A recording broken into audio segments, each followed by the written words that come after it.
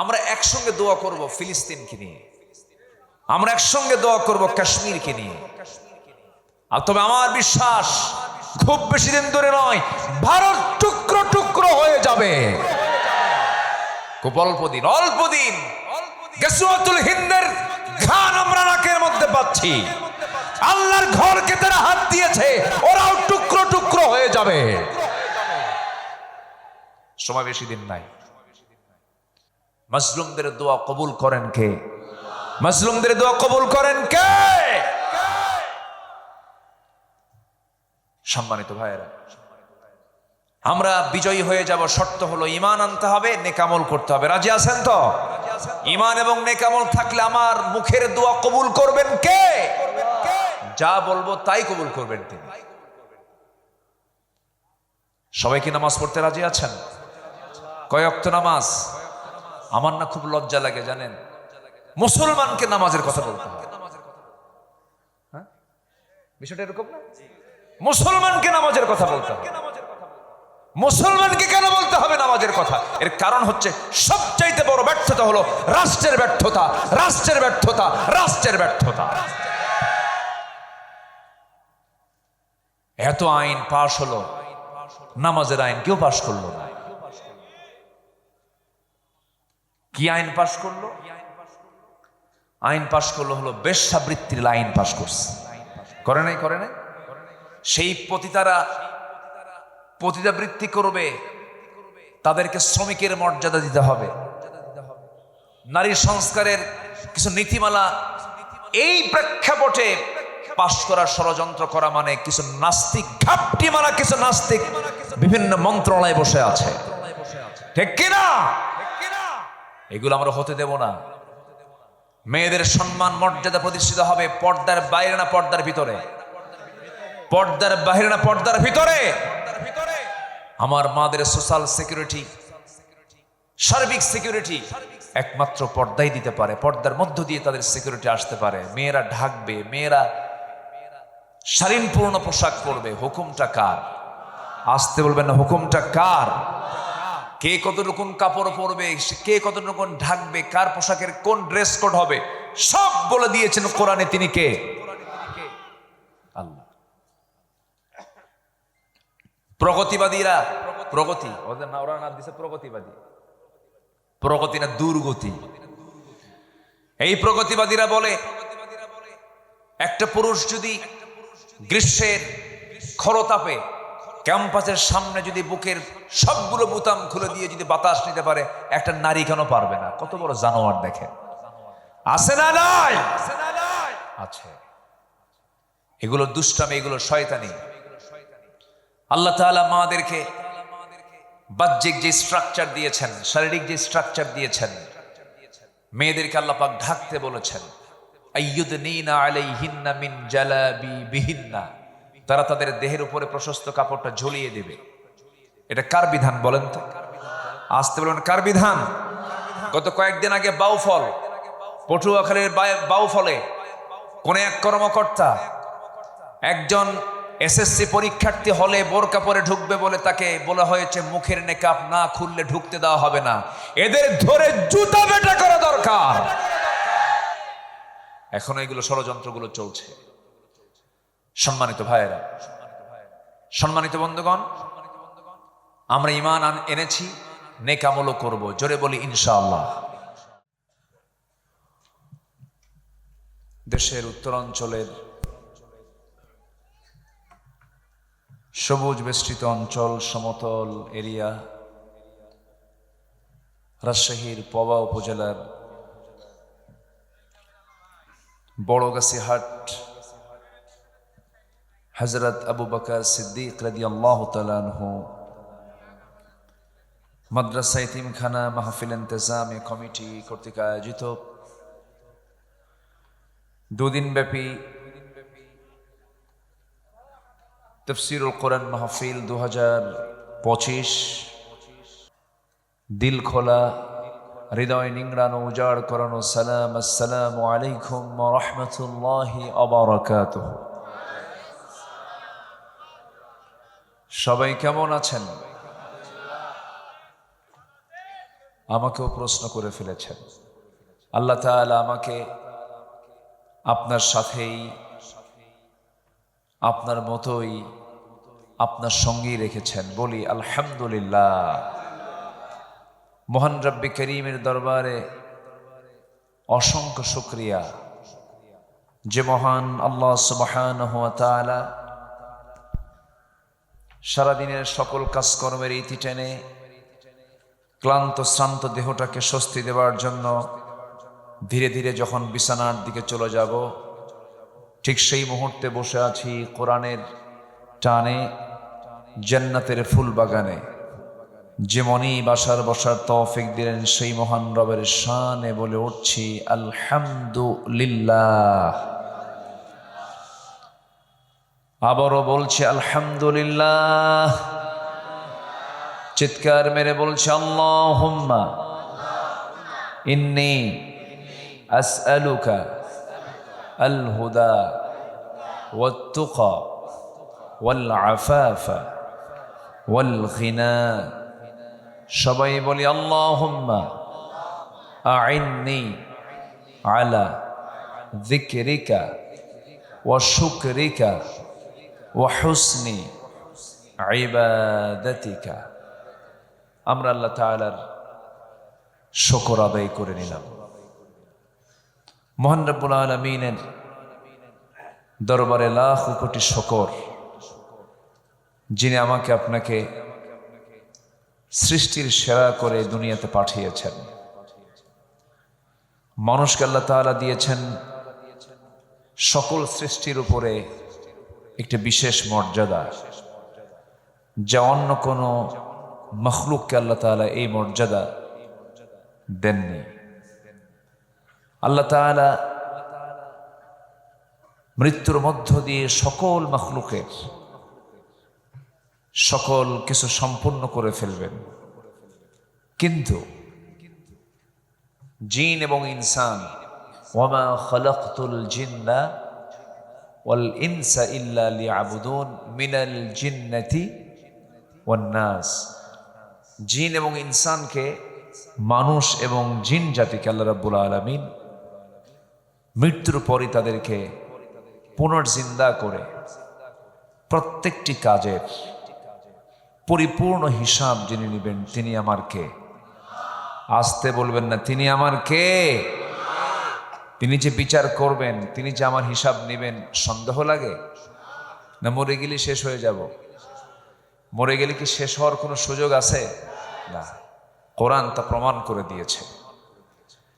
কোরআনের প্রতি যাদের দখল বেশি, কোরআনকে যারা ঈমানের সাথে যারা গ্রহণ করেছেন, তাদের কাছে এই বিষয়টা যত বেশি কোরআনটাকে গবেষণা করবে, তার আখিরাতটা তত বেশি ক্লিয়ার হয়ে যাবে।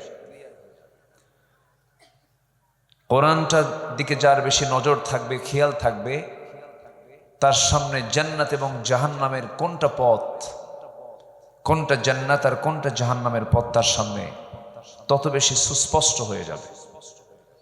এটা এমন একটি ম্যাপ, যে ম্যাপকে ভালো করে দেখতে পারলে এই ম্যাপ ধরেই জান্নাতের দরজায় পৌঁছে যাওয়া সম্ভব। কেউ তো সুবহানাল্লাহ বললেন না?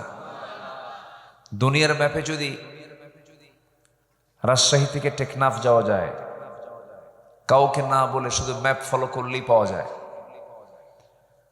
সামান্য গুগল ম্যাপে যদি গোটা পৃথিবীর মানচিত্র যদি এবং টোটাল ম্যাপটা যদি গুগল ম্যাপ আপনাকে দিতে পারে, কোরআন এমন একটি ম্যাপের নাম যে কোরআনের দিকে নজর রাখলে, ভালো করে খুঁজলে পরে এর ডেস্টিনেশন, জান্নাত কোথায়, জাহান্নাম কোথায়, সবকিছু কোরআন স্পষ্ট করে আপনাকে জানিয়ে দেয়। যেরকম সুবহানাল্লাহ। ইমাম শাফি বলেছেন, কোরআন এমন একটি জানালার নাম যে জানালায় চোখ রাখলে জান্নাত জাহান্নামের দৃশ্য বান্দা দুনিয়াতে বসেই দেখতে পারে। সেই কালামে হাকিম থেকে আমি কিছু কথা বলতে চাচ্ছি। আমাকে সময় দেবেন তো ইনশাআল্লাহ? কারো কোনো কষ্ট নাই তো? কত প্রশ্ন আপনি কোরআনকে করবেন, আপনি ক্লান্ত হয়ে যাবেন। আপনার প্রশ্ন ফুরাবে কিন্তু কোরআন থেকে জবাব ফুরাবে না। জোরে বলি সুবহানাল্লাহ। সব দিকে কথা কোরআন বলেছে, সব দিকের কথা। আপনি কোন দিকের কথা চান? আপনি কোরআনকে একটু প্রশ্ন করুন, কোরআন বলো তো সমগ্র জগৎ কে সৃষ্টি করেছে? কোরআন সুন্দর করে জবাব দিচ্ছে। আল্লাহ রাব্বুল আলামিন বলেন, আল্লাহু খালিকু কুল্লু শাইইন ওয়া হুয়া আলা কুল্লি শাইইন ওয়াকিল। সূরা জুমার ৬২ নম্বর আয়াত আল্লাহ রাব্বুল আলামিন বলেন, তিনি সেই মহান প্রভু যিনি সকল কিছু সৃষ্টি করেছেন। কোরআনকে প্রশ্ন করুন, কোরআন তুমি বলো তো মানুষকে কেন সৃষ্টি করা হয়েছে? মানুষকে সৃষ্টির মূল লক্ষ্যটা কি? কোরআন সুন্দর করে জবাব দিচ্ছে। যারা পারেন ঠোঁট মিলিয়ে বলুন, ওয়ামা খালাকাতুল জিন্না ওয়াল ইনসা ইল্লা লিয়াবুদুন। জোরে বলুন আল্লাহু আকবার। এই জীবন মৃত্যু কেন সৃষ্টি করা হয়েছে? الذي خلق الموت والحياة ليبلوكم أيكم أحسن عملا وهو العزيز الغفور। জোরে বলুন আল্লাহু আকবার। ভালো কাজের জন্য আল্লাহ রাব্বুল আলামিন দুনিয়াতে আমাকে আপনাকে পাঠিয়েছেন। প্রশ্ন করুন কোরআনকে, কোরআন তোমার এই নসিহাগুলো, তোমার এই উপদেশগুলো কারা শুনতে চায়, কারা গ্রহণ করবে? সায়াযাক্কারু মান ইয়াখশা ওয়া ইয়াতাজান্নাবুহাল আশকাল্লাযী ইয়াসলান নারাল কুবরা সুম্মা লা ইয়ামুতু ফিহা ওয়া লা ইয়াহইয়া। কোরআনকে প্রশ্ন করুন, কোরআন বলো তো তোমাকে ভয় করে চললে পরে কি প্রতিদান পাবো আমরা? আল্লাহ রাব্বুল আলামিন বলছেন, লাকিনিল্লাযীনা ইত্তাকাও রাব্বাহুম লাহুম জান্নাতুন তাজরি মিন তাহতিহাল আনহারু খালিদিনা ফিহা নুজুলাম মিন ইনদিল্লাহ وما عند الله خير للأبرار। আল্লাহকে ভয় করব, আল্লাহর জান্নাত আমার জন্য আপনার জন্য ওয়াজিব হয়ে যাবে। একমাত্র ভয় করব কাকে? আসতে বলবেন না কাকে? আল্লাহকে ভয় করা হলো বান্দার দায়িত্ব। এই দুনিয়াতে তোমাকে ভয় করে চলতে গেলে কি কি বিপদের সম্মুখীন আসতে পারে, আল্লাহ তোমাকে ভয় করলে কি কি বিপদ আসবে কোরআন সুন্দর করে বলছে। যারা পারেন ঠোঁট মিলিয়ে বলুন, ওয়ালানাবলুওয়ান্নাকুম বিশাইইম মিনাল খাউফি ওয়াল জু'i ওয়া নাকসিম মিনাল আমওয়ালি ওয়াল আনফুসি ওয়াথ থামারাত ওয়া বাশশিরিস সাবিরিন। জোরে বলুন আল্লাহু আকবার। পরীক্ষা আসবে হলো ভয়ের, ক্ষুধার, জান মাল ফলফলাদের ক্ষতি, এই সমস্ত মাধ্যম দিয়ে পরীক্ষা আসতে পারে। সেই পরীক্ষায় পাশ করলে পরে পুরস্কার দিবেন তিনি আমার কে? আমার বন্ধুগণ, তোমার পথে চলতে গেলে আমরা বন্ধু হিসেবে কাকে গ্রহণ করব? কোরআনকে প্রশ্ন করুন, কোরআন তুমি বলে দাও আমি কাকে, আল্লাহর পথে চলতে গেলে কাকে ফলো করব, কি আমার বন্ধু হবে? ইন্নামা ওয়ালিয়ুকুমুল্লাহু ওয়া রাসূলুহু ওয়াল্লাযীনা আমানুল্লাযীনা ইউকিমুনাস সালাতা ওয়া ইউতুনাস যাকাতা ওয়া হুম রাকিউন। জোরে বলুন আল্লাহু আকবার। আল্লাহর পথে চলতে গেলে, আল্লাহর পথে আমাকে থাকতে গেলে আল্লাহকে এক নম্বর বন্ধু বানাতে হবে, রাসূলকে বন্ধু বানাতে হবে এবং ইমানদারকে বন্ধু বানাতে হবে। সে কোন ধরনের ইমানদার বন্ধু হবে? যে ইমানদার বন্ধুগুলো নামাজ কায়েম করবে, যাকাত আদায় করবে, এবং রুকুকারীর সঙ্গে তারা রুকু করবে। আমার দেশে বহু ইমামদার আছে, নামাজ কায়েম তো দূরেই থাক, নামাজ পড়েও না, জাকাত আদায় করা তো দূরের কথা, সুদের মহাজন হয়ে বসে আছে, আর রুকু তো দেওয়া দূরের কথা, রুকুর উল্টা কাজে পথে বসে আছে। আছে না নাই? আছে। আমার বন্ধুগণ, আমার এই চলার পথে যদি কোনো ভুল হয়ে যায়, কোনো মিস্টেক যদি হয়ে যায়, সেই সময় আল্লাহ রাব্বুল আলামিন বান্দাকে বলছেন, ভুল হয়ে গেছে, সমস্যা নাই, তুই আমার দিকে আয়। কুল ইয়া ইবাদিয়াল্লাযীনা আসরাফু আলা আনফুসিহিম লা তাকনাতু মির রাহমাতিল্লাহ ইন্নাল্লাহা ইয়াগফিরুয যুনুবা জামিআ ইন্নাহু হুয়াল গফুরুর রহিম। জোরে বলুন আল্লাহু আকবার। আমাদের গুনাহ বড় না আল্লাহর রহমত বড়? বলেন বলেন বলেন বলেন। আমাদের গুনাহ বেশি না আল্লাহর রহমত বেশি? আল্লাহর রহমতের কাছে কোনো গুনাহ টিকবে না। যদি বান্দা তওবার মতো তওবা করে, যদি বান্দা ইস্তেগফারের মতো ইস্তেগফার করে, চোখের পানি ফেলে ফেলে যদি কান্দে, একটা কথা জেনে রাখবেন, দুনিয়ার সকল কান্না দিয়া মানুষকে খুশি না করতে পারলেও এক ফোঁটা চোখের পানি দিয়ে যদি আল্লাহকে খুশি করা যায়, এক ফোঁটা চোখের পানি 7টা জাহান্নামকে নিভায়া দিয়ে সেই বান্দাকে জান্নাতে নিয়ে যাবে। আমি ভুল করার সঙ্গে সঙ্গে আমি ক্ষমা চেয়ে নেব কার কাছে? আসতে বলবেন না, কার কাছে? সে ভুলটা হবে কি ইচ্ছা করে না অনিচ্ছা করে? বলেন বলেন। ইচ্ছায়, পরিকল্পিত হতে পারে না। ইমানদার পরিকল্পিত কোনো গুনাহ করতে পারে না, কিন্তু 16 বছর শুধু আমরা দেখেছি পরিকল্পিত ষড়যন্ত্র করা হয়েছে, পরিকল্পিত নাটক সাজানো হয়েছে। 6 মাস পর পরই জঙ্গি নাটক দেখেছি আমরা। এই 8 মাস 9 মাস চলে গেল, একটা জঙ্গি নাটক নাই। আছে নাটক? আর কোনো আস্তানা খুঁজে পায় না, কোনো অভিযানে যায় না, কোনো খোঁজ খবর আর এগুলো নাই, কোনো জঙ্গি নাটক নাই। এই নাটক যিনি বানাতেন, এই নাটকের যিনি নাট্যকার, তিনিই তো দেশে নাই, দিল্লি গিয়ে বসে আছে। হ্যাঁ,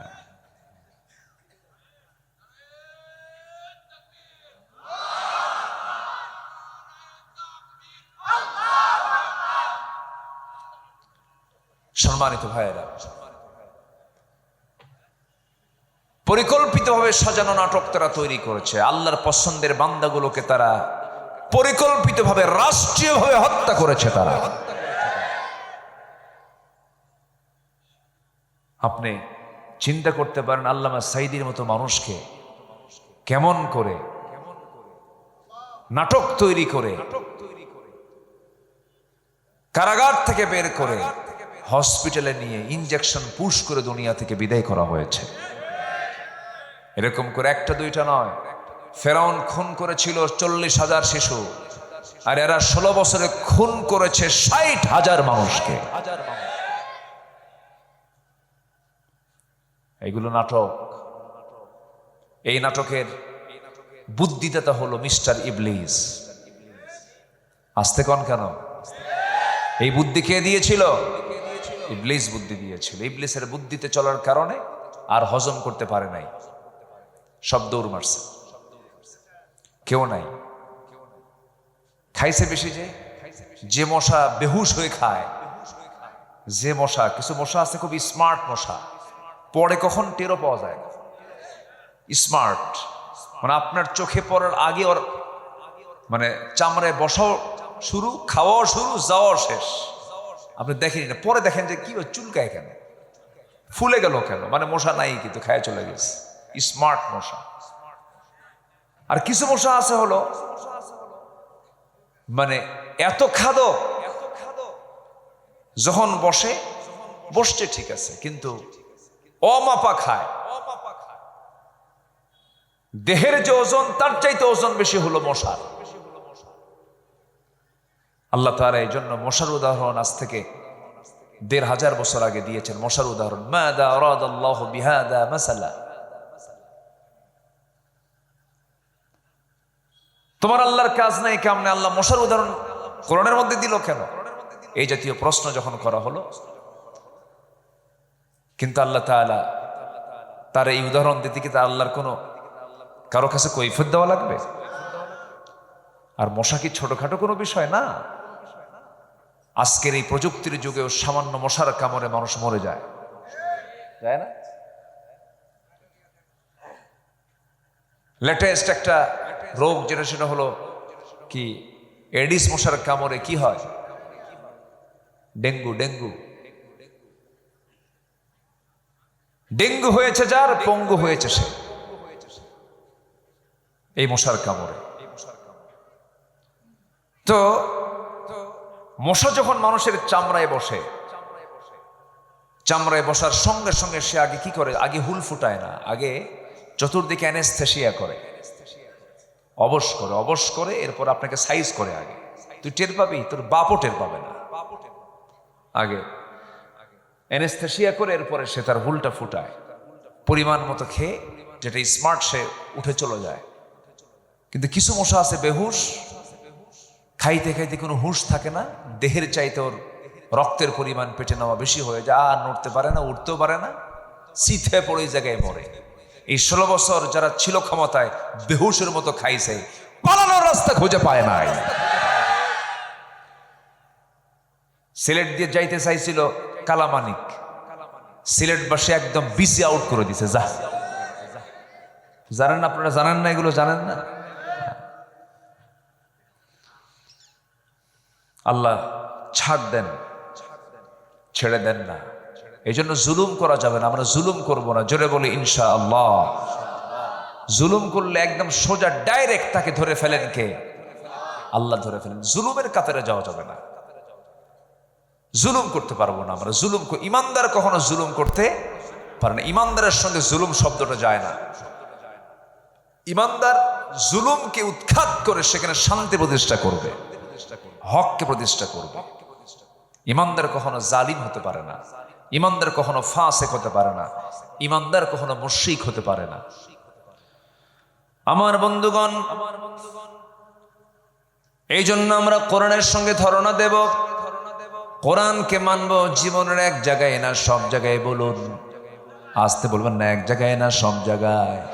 আল্লাহ রাব্বুল আলামিন কোরআনকে আংশিক মানতে বলেন নাই, কোরআনকে পরিপূর্ণরূপে মানতে বলেছেন। আফাতুমিনুনা বিবা'দিল কিতাব ওয়া তাকফুরুনা বিবা'দ। কিতাবের কিছু অংশ মানবে আর কিছু অংশ মানবে না। এর ফলাফল হলো ইল্লা খিজিয়ুন ফিল হায়াতিদ দুনিয়া। দুনিয়ার জিন্দেগিতে তুমি লাঞ্ছিত হবে, লাঞ্ছিত জীবন যাপন তোমার জন্য উপহার হয়ে যাবে, এবং আখিরাতের জিন্দেগিতে তুমি ক্ষতিগ্রস্তদের অন্তর্ভুক্ত হয়ে যাবে। এই জন্য আমার বন্ধুগণ, কোরআনকে মানার শর্ত হলো আংশিক না পুরোপুরি, অর্ধেক না পুরোপুরি। কোরআন তেমন একটি বিধানের নাম, যার একটি হরফকে যদি আপনি অমান্য করেন, ইমানটা চলে যাবে। একটা শব্দ তো দূরেই থাকলো, একটা আয়াত তো দূরেই থাকলো, একটা হরফকে যদি আপনি অস্বীকার করেন, আপনার ইমান থাকবে না। এই জন্য কোরআনকে সম্পূর্ণরূপে মানার জন্য তাকিদ দিয়েছেন তিনি আমারকে।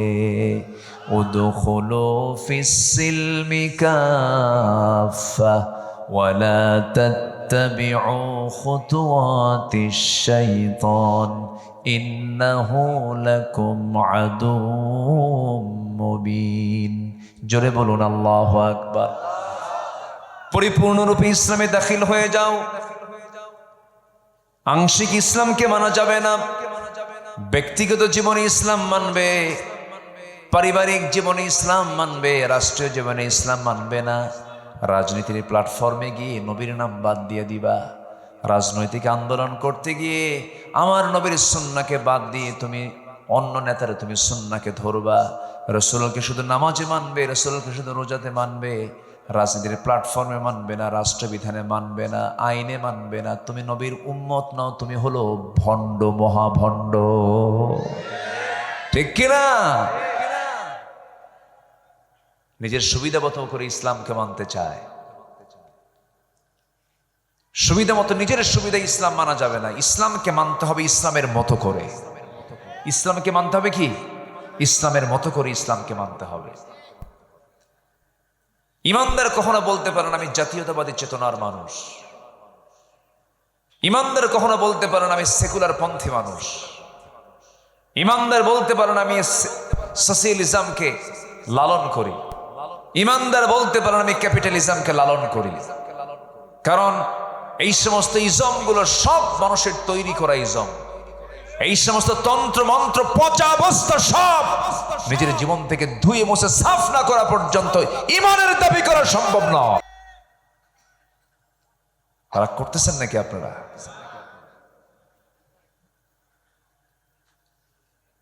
আমার দল ইসলামী মূল্যবোধের দল, এই সমস্ত কথা অনেকেই বলে।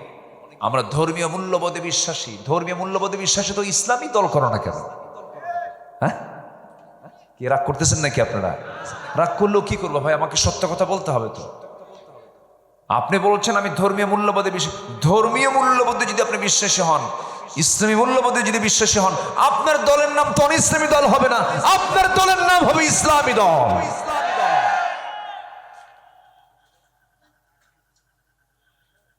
আল্লাহ পাক দল করতে বলেছেন কি ইসলাম না অন ইসলাম? আরো জোরে, আরো জোরে। কোন ইসলাম? কোন ইসলাম? শহীদুল ইসলাম, শরীফুল ইসলাম, আরিফুল ইসলাম না আল ইসলাম? দিন ইসলাম। হ্যাঁ ফাইন, দিন ইয়াল ইসলাম। আল্লাহ রাব্বুল আলামিন বলেন ইন্নাদ-দীনা ইনদাল্লাহিল ইসলাম। আল্লাহর নিকট মনোনীত দিন একটাই, মনোনীত দল একটাই, মনোনীত জীবন বিধান একটাই, মনোনীত জীবন ব্যবস্থা একটাই, তার নাম হলো, জোরে বলেন কি? ইসলাম। ইসলামকে আমরা সব জায়গায় মানবো, জোরে বলি ইনশাআল্লাহ। আমরা কি সফল হতে চাই না ব্যর্থ হতে চাই? বলেন সফল না ব্যর্থ? আমরা কেউ কি ফেল করতে চাই? পরীক্ষার হলে যারা অংশগ্রহণ করে, যারা যায়, যারা ছাত্র, যারা শিক্ষার্থী, কেউ কি নিয়ত করে যায় যে আমি ফেল করতে যাচ্ছি? সবার চিন্তা কি? পাশ করা। পাশ করার জন্যই হলে যাচ্ছি, পরীক্ষা দিতে যাচ্ছি। কিন্তু এরপরেও কিছু ফেল করে কিনা বলেন? ফেল করে। লাভ লস তো কিছু হয়, কিন্তু এই যে ছাত্র ফেল করলো, এই ছাত্র ফেল করার পেছনে দায়ীটাকে ছাত্র নিজে না অন্য কেউ? ভালো করে বলবেন। কোন শিক্ষক কি চায় কোন ছাত্র ফেল করুক? কেউ চায় নাকি? কেউ কিন্তু চায় না। কোন শিক্ষকের চিন্তা এটা থাকে না। ছাত্র ফেল করে ছাত্রের দোষে। আল্লাহ রাব্বুল আলামিন বলছেন বান্দারে কখনো তুমি ফেল করবে না যদি আমার পথকে যদি মেনে চলো, আমার পথ পন্থাকে তুমি যদি ফলো করতে পারো, তোমার কোনো ব্যর্থতা আসবে না, তোমার কোনো ফেল আসবে না। আল্লাহ রাব্বুল আলামিন কোরআনে কারীমের বিভিন্ন জায়গায় সফল হবে কারা, সফলতা পাবে কারা, তাদের ব্যাপারে বিভিন্ন জায়গায় বিভিন্ন সুন্দর করে বিভিন্ন আঙ্গিকে তিনি কথা বলেছেন। আল্লাহ রাব্বুল আলামিন সূরাতুল বুরুজের ভিতরে সুন্দর করে বলে দিচ্ছেন সফল কারা। দেখো 9টা পয়েন্ট আমি সফলতার দিকগুলো তুলে ধরতে চাচ্ছি। নাম্বার 1 হলো ইন্নাল্লাযীনা আমানু ওয়া আমিলুস সালিহাত লাহুম জান্নাতুন তাজরি মিন তাহতিহাল আনহার যালিকাল ফাওজুল কাবীর। জোরে বলুন আল্লাহু আকবার। সফলতার 2টা শব্দ কোরআনে আসছে। সফলতার 2টা শব্দ কোরআনে আসছে। 1 নাম্বার হলো ফাইজুন, ফাউজুন, আর একটা হচ্ছে মুফলিহুন, তুফলিহুন, আফলাহ। এই শব্দগুলো আসছে। আল্লাহ রাব্বুল আলামিন বলেন নাম্বার 1 হলো সফল কারা। 9টা দিক যাদের মধ্যে পাওয়া যাবে তারাই হবে সফল। এর মধ্যে 1 নাম্বার দিক হলো ঈমান এনেছে যে এবং সৎ আমল করেছে যে। ইন্নাল্লাযীনা আমানু ওয়া আমিলুস সালিহাত লাহুম জান্নাতুন তাজরি মিন তাহতিহাল আনহার। জোরে বলুন আল্লাহু আকবার। ঈমান যারা আনবে এবং নেক আমল যারা করবে তাদের জন্য ক্ষণিকের জান্নাত নয়, তাদের জন্য চিরস্থায়ী জান্নাতের বন্দোবস্ত আমার আল্লাহ তাআলা রেখে দিয়েছেন। শর্ত হলো ঈমানও আনতে হবে, নেক আমলও করতে হবে। আমার দেশে ইমানদার লোক বেশি না নেক আমলওয়ালা লোক বেশি? বলে আমার দেশে ইমানদার লোক বেশি না নেক আমলের লোক বেশি? বলে আমলের লোক বেশি না ইমানদারের লোক বেশি? ইমানদার বেশি না আমলওয়ালা বেশি? হ্যাঁ, আমি কিন্তু খুব ক্রিটিক্যাল প্রশ্ন করেছি। আমার দেশে আমলওয়ালা বেশি না ইমানদার বেশি? নামাজ না পড়ুক কিন্তু ইমান আছে, এই লোকগুলো ওঠে কেন আমি বুঝলাম না। এই ভাইজান বসেন বসেন বসুন, নড়াচড়া করছেন কেন? এটা কি জনসভা শুধু বলেন তো? এটা কি প্রচলিত ট্র্যাডিশনাল কি? এটা কি জনসভা? না, এটা একটি ইবাদতের জায়গা। বলি আলহামদুলিল্লাহ। এখন এটা কিসের জায়গা হয়ে গেছে বলেন তো? ইবাদতের জায়গা। এই জায়গার কোন শৃঙ্খলা ভঙ্গ যদি আপনার দ্বারা হয়ে যায়, বিশেষ করে কোরআনের মাহফিলে আপনার দ্বারা যদি কোনো শৃঙ্খলা ভঙ্গ যদি হয়ে যায়, ফেরেশতা যদি এটাকে নোট করে ফেলে যে শৃঙ্খলা ভঙ্গ হিসাবে নোট করা হলো, বলেন তো বিচার আছে কিনা? বলেন হ্যাঁ, আছে কিনা? আছে কিনা বিচার? বলেন তো। এই সাবধান, বি কেয়ারফুল। মাহফিলকে সফল করার দায়িত্ব একার না সবার। এটাকে সফল করলে পরে আমাকে খুশি হয়ে পুরস্কার দিবেন কে? আল্লাহ তাআলা। আপনি চলে গেলে তো মাহফিল সফল হবে না। বসেন। তাহলে আমার দেশে আমলওয়ালা বেশি না ইমানদার বেশি? ইমানদার বেশি। আমল দরকার নাই। বাপ হাজি মানুষ, আমি হাজি সাহেবের ছেলে, আছে কিনা বলেন? আচ্ছা, আমার দাদা মুসলমান, আমার বাপ মুসলমান, আমিও মুসলমান, আল্লাহ মানে জান্নাত না দিয়ে যাবে কোথায়? এই সমস্ত পুঁজি নিয়ে জান্নাতে যাওয়া যাবে না। জান্নাতে যাওয়ার পুঁজি এগুলো না। জান্নাতে যাওয়ার পুঁজিগুলো কি কি? আল্লাহ রাব্বুল আলামিন কোরআনে কারীমের ভিতরে বিভিন্ন জায়গায় ক্লিয়ার করে বলে দিয়েছেন, জান্নাত পাওয়ার জন্য বংশের পরিচয় দিয়ে জান্নাত পাওয়া যাবে না। বংশের পরিচয় দিয়ে যদি জান্নাত পাওয়া যেত, আবু লাহাব বহু আগে জান্নাত পেয়ে যেত। বংশের পরিচয় দিয়ে যদি জান্নাত পাওয়া যেত, আবু জেহেলও জান্নাত পেয়ে যেত। কারণ নবীর বংশের নাম কুরাইশ, আবু জেহেলের বংশের নামও কুরাইশ। বাবার পরিচয় দিয়ে যদি ছেলে জান্নাত পেয়ে যেত, অবশ্যই নূহ আলাইহিস সালামের ছেলে কেনান সে জান্নাত পেয়ে যেত। আবার সন্তানের পরিচয় দিয়ে যদি বাবা জান্নাত পেয়ে যেত, অবশ্যই আজর জান্নাত পেয়ে যেত। ইব্রাহিম আলাইহিস সালাম বাবা আজর জান্নাত পেয়ে যেত। বাবার পরিচয় দিয়ে ছেলে জান্নাত পাবে না, ছেলের পরিচয় দিয়ে বাবা জান্নাত পাবে না, বংশের পরিচয় দিয়ে কেউ জান্নাত পাবে না। জান্নাত পাওয়ার জন্য শর্ত হলো ঈমান এবং নেক আমল। ঈমান আছে, নেক আমল নাই, কোনো মূল্য নাই। আবার আমল আছেন, ঈমান নাই, তাও মূল্য নাই। দুটাই লাগবে বলে দিয়েছেন তিনি আমার কে? আল্লাহ রাব্বুল আলামিন। সেই জন্য বলছেন, ঈমান যদি আনতে পারো, নেক আমল যদি ভালো করে করতে পারো, আমি আল্লাহ তোমাকে এমন সুন্দর জান্নাত দেব যে জান্নাতের নিচ দিয়ে নহর প্রবাহিত, নদী প্রবাহিত। জোরে কোন সুবহানাল্লাহ। রাজশাহী কোন নদীর তীরে? বলেন বলেন বলেন। পদ্মা নদী, আনহার। জান্নাতটাও আল্লাহ পাক রেখে দিয়েছেন নদীর তীরে, যার নিচ দিয়ে নদী প্রবাহিত।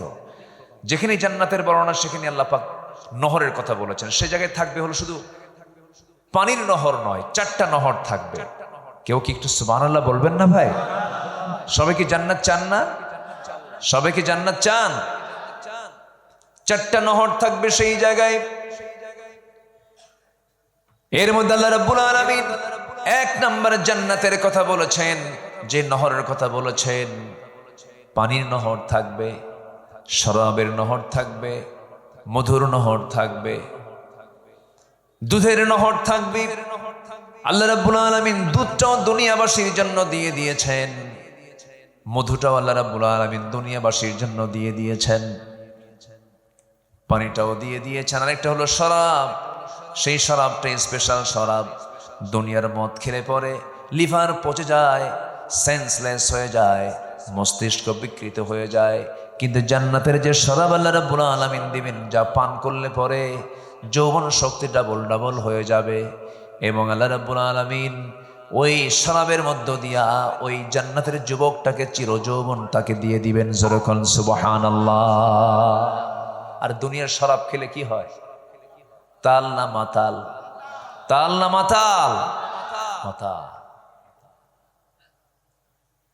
মদ খায় রাত 3টার দিকে দরজার কাছে এসে বলে, বউকে ডাক দিচ্ছে, বউ তো টের পাইছে, এত জোরে ডাকে, খাইছে তো কিছু অবশ্যই।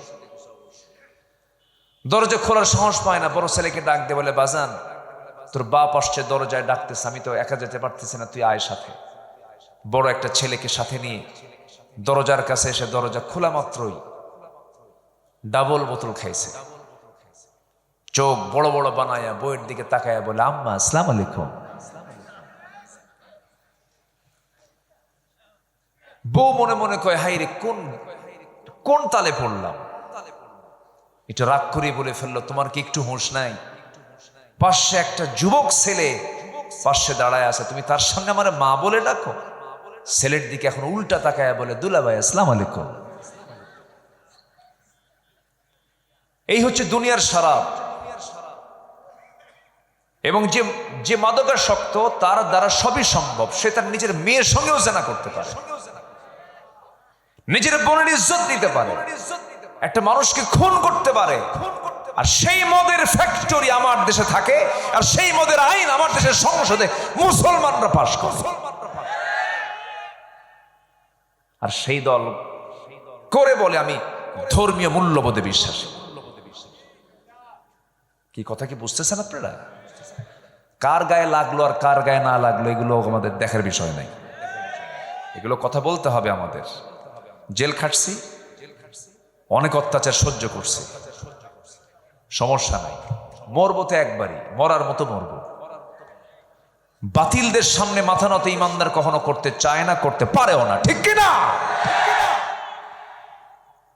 বহু আন্দোলন হয়ে গেছে। 71-এ জাগছিলাম, এ জাতি জাগছিল না 71-এ, এর আগে জাগছিল 47-এ। 24-এর জুলাই আন্দোলন আমাদের সন্তানরা করে সফল হয়েছে, ভালো কথা, ভালো, আলহামদুলিল্লাহ। কিন্তু আমরা নতুন বাংলাদেশ দেখতে চাই, কোরআনকে সাথে নিয়ে নতুন বাংলাদেশ আমরা দেখতে চাই।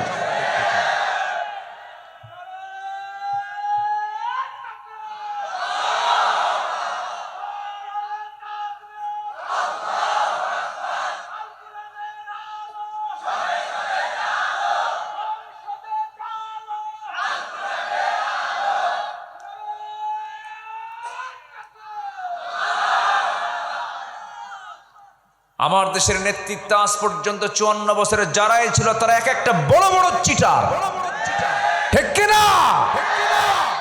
ধোঁকাবাজ। নির্বাচন আসলেই বলতো, আমি আল্লাহাস কুতকুতানি সুলকানি খাউজান। নির্বাচন আসলেই বলতো, আমি একজন ধর্মীয় মূল্যবোধে বিশ্বাসী। নির্বাচন আসলেই বলতো, আগামী নির্বাচনে যদি আমরা আপনাদের জনসমর্থন পাই তাহলে মদিনার সনদে দেশ চালাবে। দেখছেন কত বড় মিথ্যুক চাবাবাজ। অনিসলামী দলের নেত্রী কয়, মদিনার সনদে দেশ চালাবো। মদিনার সনদে দেশ চালায় নাই, মোদির সনদে দেশ চালিয়েছে ওরা।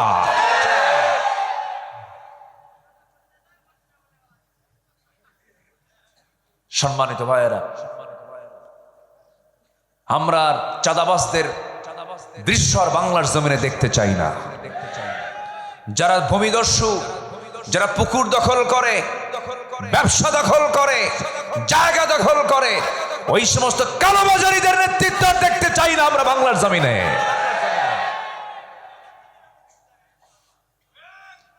আমরা সজাগ থাকলে, আমি জেগে উঠলে দেশ বিজয় অবশ্যই হবে। জোরে বলি ইনশাআল্লাহ। আমি নিজেই একটা বাংলাদেশ, আমি নিজেই এক বাংলাদেশ, ঠিক কিনা? আমরা এগিয়ে যাব সামনের দিকে, সততা নিয়ে, নৈতিকতা নিয়ে, আদর্শ নিয়ে, ঈমান নিয়ে আল্লাহ কবুল করুন। দেখলাম তো সবকিছু, কত কষ্ট করে আমার সন্তানরা জীবন দেয়, আর উপদেষ্টার পদগুলো নিয়ে ক্ষমতার মসনদে ওরা বসে এদেশের শত্রুগুলোকে দেশ থেকে প্রচার করে দেয়। বড় আফসোস।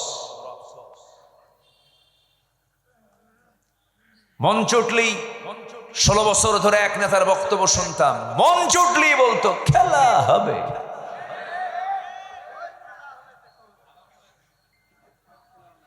শোনেন নাই, মানুষ এত নিচু হয় কেমনে? সম্মানিত ভাইয়েরা, সম্মানিত বন্ধুগণ, অহংকারকে চূর্ণ করে দেন তিনি কে? অহংকার বান্দার দ্বারা হতে পারে কিভাবে? বলে এই দেশ আমার বাপ স্বাধীন করছে। বলেন, বলছে কিনা বলেন? বলে যে কোটা আন্দোলন করলো ছাত্ররা, বলল যে না আমাদের মেধার যাচাই হওয়া দরকার। জবাবে বলল রাজাকারের নাতিপুতিরা চাকরি পাবে। এগুলো কি বিনয়ের কথা না অহংকারের কথা? হ্যাঁ, আপনার দৃষ্টিতে বাপ অপরাধী হতে পারে, সন্তানকে কি সেই অপরাধের দায় করা যায়? ব্যক্তির অপরাধ ব্যক্তিকেই চাপিয়ে দিতে হবে, ব্যক্তির অপরাধকে আর অন্য কারো উপরে চাপিয়ে দেওয়া যাবে। সম্মানিত ভাইয়েরা, সফল হওয়ার জন্য কিচ্ছু লাগবে না। সফল হওয়ার জন্য 1 নাম্বার লাগবে হলো ঈমান। কি লাগবে বলেন? আরো জোরে বলেন, কি লাগবে? সাইয়েদনা ওমর ফারুক ছিলেন শাসক, কিন্তু সাথে লাগাতে হবে ঈমানদার শাসক। ঠিক কিনা? কি শাসক বলেন? ঈমানদার শাসক। আমার দেশে অনেক পরিবর্তন হয়ে যেত, অনেক আগেই হয়ে যেত যদি আমরা একটা শাসক শুধু না বসায় যদি ঈমানদার শাসক বসাতাম। কি শাসক বসাতাম বলেন? ঈমানদার। ঈমানদার শাসক কাকে বলে? সাইয়েদনা ওমর ফারুকের দিকে তাকান, ঈমানদার শাসক কাকে বলে? সাইয়েদনা আবু বকর রাদিয়াল্লাহু আনহুর দিকে তাকান, ঈমানদার শাসক কাকে বলে? সাইয়েদনা ওসমান জিন্নুরাইনের দিকে তাকান। ঈমানদার শাসক কাকে বলে? সাইয়েদনা আলীর দিকে তাকান। কি তাদের শাসন কার্য ছিল, কি তাদের সুন্দর করে খেলাফত পরিচালনা ছিল। তারা এই শাসনটাকে বিশাল জবাবদিহিতা মনে করে আখিরাতে জবাব দিতে হবে এই বিষয়ে খুব স্পর্শকাতর মনে করে তারা এই দায়িত্বগুলো পালন করেছেন। সাইয়েদনা ওমর ফারুক রাদিয়াল্লাহু আনহু একদিন আবেগ আপ্লুত হয়ে বলছেন, ও আমার ভাইয়েরা, ফোরাতের তীরে যদি একটা কুকুর অনাহারে মারা যায়, ইরাকের রাস্তা খারাপের কারণে গর্তের মধ্যে যদি উটের পা পড়ে, যদি উটের পা ভেঙে যায়, উটের পা কেন ভাঙলো, কুকুর কেন অনাহারে মারা গেল, কিয়ামতের দিন এই উট নিয়ে, এই কুকুর নিয়ে এটার জবাব দিতে হবে আমার আল্লাহর আদালতে। কি তাদের চিন্তা ছিল? প্রথম খলিফা সাইয়েদনা আবু বকর সিদ্দিক রাদিয়াল্লাহু তাআলা আনহু যখন খেলাফতের দায়িত্ব পেলেন, ইন্তেকাল করেছেন মুহাম্মদ সাল্লাল্লাহু আলাইহি ওয়াসাল্লাম। তিনি যখন দুনিয়া থেকে বিদায় নেবেন, জামাতে নামাজ পড়তে পারছেন না। জামাতে নামাজ পড়ার জন্য যে শক্তি দরকার, সেই শক্তিটুকু আমার নবীর দেহে ছিল না। আজান শুনেছেন, বেলাল আজান দিয়েছেন, তিনি ওঠার চেষ্টা করছেন, মাথা চক্কর মেরে পড়ে যেতে লাগলেন। আমাদের আম্মা জান আয়েশা সিদ্দিকা রাদিয়াল্লাহু তাআলা আনহা তাকে ধরে ফেললেন, বলছেন, ইয়া রাসূলুল্লাহ, আপনার মনে হয় জামাতে নামাজ পড়তে পারবেন না, গায়ে কোনো শক্তি নাই। নবীজি বলছেন, আয়েশা রে, বিষক্রিয়া শুরু হয়ে গেছে আমার দেহের ভিতরে। ইহুদিরা আমার খাদ্যের মধ্যে যে বিষ ঢুকিয়ে দিয়েছিল, তার বিষক্রিয়া আমার দেহে এখন শুরু হয়ে গেছে। প্রচন্ড কষ্ট হচ্ছে আয়েশা, আমি মনে হয় বাঁচবো না। আজান তো দিল আমার বেলাল, নামাজের ওয়াক্ত চলে এসেছে, আমার মুসল্লায় কে দাঁড়াবে? আয়েশা, তুমি আমার পক্ষ থেকে জানিয়ে দাও আমার মুসল্লায় আমার দায়িত্ব পালন করার জন্য আমি কাউকে মনোনয়ন দিলাম না, আমার আবু বকর যেন আমার দায়িত্ব পালন করে নেয়, মানে পরবর্তী খেলাফতের দায়িত্ব আমার আবু বকরই পালন করবে। নামাজের নেতৃত্ব দেবে যে, দেশের নেতৃত্ব দেবে সে। তাহলে শাসক হবে নামাজেরও ইমাম, রাষ্ট্রেরও। আমার দেশে কি দুই ডিপার্টমেন্ট, দুই ডিপার্টমেন্ট না, ব্যক্তি হবে একজন আর জায়গা দুইটা, নামাজ এবং রাষ্ট্র, ইমাম এবং রাষ্ট্র। রাষ্ট্র এবং ইমাম কি ব্যক্তি কয়জন হবে? একজন। কাজ কয়টা? দুইটা। নামাজের দায়িত্ব যিনি পালন করবেন, রাষ্ট্রের দায়িত্ব তিনি পালন করবেন। আমার নবী তাই শিখিয়ে গেছেন। মদিনার তিনি ইমাম ছিলেন, আবার রাষ্ট্রেরও তিনি নেতা ছিলেন, আবার তিনি চিফ জাস্টিস ছিলেন। তিনি বিচার কার্য ফায়সালা করতেন। এক ব্যক্তি বিচারক, এক ব্যক্তি ইমাম, আর একই ব্যক্তি হলেন কি? শাসক। আবু বকর সিদ্দিক রাদিয়াল্লাহু তাআলা আনহু যখন শুনতে পেলেন নবীজি তাকে ইঙ্গিত করেছেন, নবীর মুসাল্লায় তিনি দাঁড়িয়ে গেলেন, নামাজ শুরু করবেন। আকামত শেষ হয়ে গেছে, যখন তেলাওয়াতের সুরটা যখন চেঞ্জ হয়ে গেছে, নতুন ইমাম দাঁড়ায় গেছে, সাহাবায়ে কেরামদের মধ্যে কান্নার রোল পড়ে গেল। কান্নায় ভেঙ্গে পড়ছেন সাহাবায়ে কেরাম। আহারে, সারা জীবন নামাজ পড়েছে যার পেছনে, আজকে তাকে পাচ্ছি না। সব হাওমাও করে কাঁদতেছেন। রাসূল বলছেন, আয়েশা আমাকে একটু ধরো তো, আমাকে জানালার কাছে নিয়ে যাও। জানালার কাছে নিয়ে যাওয়া হলো। আমার নবীজি জানালার কাছে চলে গেলেন, তাকে ধরে রাখলেন। আম্মা জান আয়েশা সিদ্দিকা রাদিয়াল্লাহু তাআলা আনহা নামাজের দৃশ্যগুলো দেখতেছিলেন, কেমন করে আমার সাহাবীরা রুকু করে, সেজদা করে। সাহাবে কেরামদের কান্নার আওয়াজ শুনে নবীজিও কান্নায় ভেঙে পড়লেন। চোখের কোনা বেয়ে বেয়ে টপ টপ করে পানি পড়া শুরু হলো, দুই গাল ভিজে গেল। আমার নবীজিকে আম্মা জান আয়েশা সান্ত্বনা দিয়ে বলছেন, ইয়া রাসূলুল্লাহ আপনি কাঁদেন কেন? কান্নার তো কোনো কারণ নেই। আপনার সাহাবীরা আল্লাহর হক আদায় করছেন, নামাজ আদায় করছেন, তারা জামাতে জামাতে, আপনি কেন কান্নাকাটি করছেন? রাসূল বলেন, আয়েশা মানুষ দুটার সময় বেশি কান্না করে, একটা হলো চরম দুঃখের সময়, আর একটা হলো চরম আনন্দের সময়। আল্লাহর কসম করে বলছে, আয়েশা রে, এখন এই মুহূর্তে আমার যে তুমি চোখে পানি দেখতেছো, আমার যে কান্না দেখছো, এটা আমার দুঃখের নয়, এটা আমার চরম আনন্দের চোখের পানি বের হচ্ছে। তুমি কি জানো আয়েশা, এই নামাজ কায়েমের সংগ্রাম করতে গিয়া তায়েফের ময়দানে আমাকে কাফেররা মারতে মারতে দাগ করে ফেলেছিল, রক্তাক্ত করে ফেলেছিল। আমাকে মেরে ফেলার জন্য সব আয়োজন সম্পন্ন করেছিল এই নামাজ কায়েমের জন্য। আয়েশা, উহুদের ময়দানে তারা দান মুবারক আমার শহীদ করে দিয়েছে। দেখো দাঁত দুইটা নাই আমার। এই যে তায়েফের দাগে, তায়েফের আঘাতে গোটা শরীরটা আমার ক্ষত বিক্ষত হয়ে আছি, দুটা দাঁত ভেঙে গেছে উহুদের প্রান্তরে। ওরে আয়েশা, খন্দকের পরীক্ষা খনন করতে গিয়ে ওই যে আমার কোমরটা কুঁজো হয়ে গেছে, আজকে মৃত্যুর দিন পর্যন্ত, মৃত্যুর আগ পর্যন্ত আমি আমার কোমর সোজা করতে পারছি না। যে নামাজ কায়েমের জন্য আমার কোমর চলে গেল, আমার দাঁত চলে গেল, দেশ ছাড়তে হলো, গালিগালাজ শুনতে হলো, ক্ষত বিক্ষত হতে হলো। আমার চাচা আমির হামজাকে মেরে তারা কলিজা পর্যন্ত বের করে চিবা প্রতিশোধ নিতে পারলো। সেই নামাজ আজকে রাষ্ট্রীয় পর্যায়ে কায়েম হয়ে গেছে। আয়েশা, এটা আমার দুঃখের হাসি, দুঃখের কান্না নয়, এটা আমার আনন্দের কান্না। জোরে কোন সুবহানাল্লাহ। আমার বন্ধুগণ, আমার নবীর ইন্তেকাল হয়ে গেল, বহু লম্বা কথা। ইন্তেকাল হয়ে যাওয়ার পর খিলাফতের দায়িত্ব গ্রহণ করলেন হচ্ছেন সাইয়েদনা আবু বকর সিদ্দিক রাদিয়াল্লাহু তাআলা আনহু। দায়িত্ব পালন শুরু করলেন, কিন্তু তার দায়িত্বের আগ থেকে তিনি এক প্রতিবেশী বৃদ্ধা নারীর তিনি হক আদায় করতেন। তার স্বামী ছিল না, তার কোনো ছেলে সন্তান মেয়ে সন্তান কেউ ছিল না, নিঃসন্তান একজন মহিলা ছিলেন, বয়স্ক নারী ছিলেন। তার ঘরের পাশেই তার ঘর, তাকে দেখার জন্য যেমন তেমন কেউ ছিল না। তিনি করতেন কি, প্রত্যেক রাতে তিনি চলে যেতেন মহিলার কাছে, গিয়ে তার কাপড় চোপড় ধুয়ে দিতেন, তার খাবার টাবার প্রস্তুত করে দিতেন, ধুয়ে দিতেন, সবকিছু পরিষ্কার করে ঘর বাড়ি পরিচ্ছন্ন করে তিনি দিয়ে আসতেন। কিন্তু খেলাফতের দায়িত্ব যখন পেলেন, ওই বৃদ্ধা নারী মনে মনে চিন্তা করতেছে, আজকে থেকে আমার খেদমত করবে কে? আবু বকর তো নতুন দায়িত্ব পেয়ে গেল। কিন্তু দায়িত্ব পেয়েছেন, এটার কোনো প্রভাব ওই বৃদ্ধা নারীর ঘরে পড়লো না। যথারীতি তিনি সব কাজ শেষে তিনি মহিলার ঘরে ঢুকতেন, কাপড় চোপড় ধুয়ে দিতেন, রান্না বান্না করে দিতেন, ফল ফলাদিগুলো ধুয়ে দিতেন, খেদমত চালাতে লাগলেন। পাশেই ছিল সাইয়েদনা ওমর ফারুকের বাড়ি। তিনি মনে মনে চিন্তা করছেন, আমাদের ভাই আবু বকর তো খেলাফতের দায়িত্ব পেয়েছেন, ওই মহিলার খেদমতটা আমি করা শুরু করি। দরজায় গিয়ে নক করে বলছেন, আমি ওমর, আমি আপনার খেদমত করতে আসছি।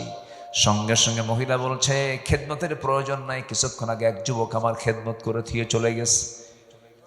মনে মনে চিন্তা করলেন, কোন সেই খাদেম আমার দেখা দরকার। সাইয়েদনা ওমর ফারুক করলেন কি, অন্ধকার রাত্রিতে ওই বৃদ্ধা নারীর, বৃদ্ধা মহিলার ঘরের দরজার পাশে তিনি দাঁড় হয়ে আছেন। কে যেন খালি পায়ে চট করে ঘরের মধ্যে ঢুকে গেল।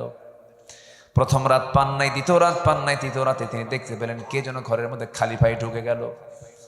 অপেক্ষার প্রহর গুনলেন।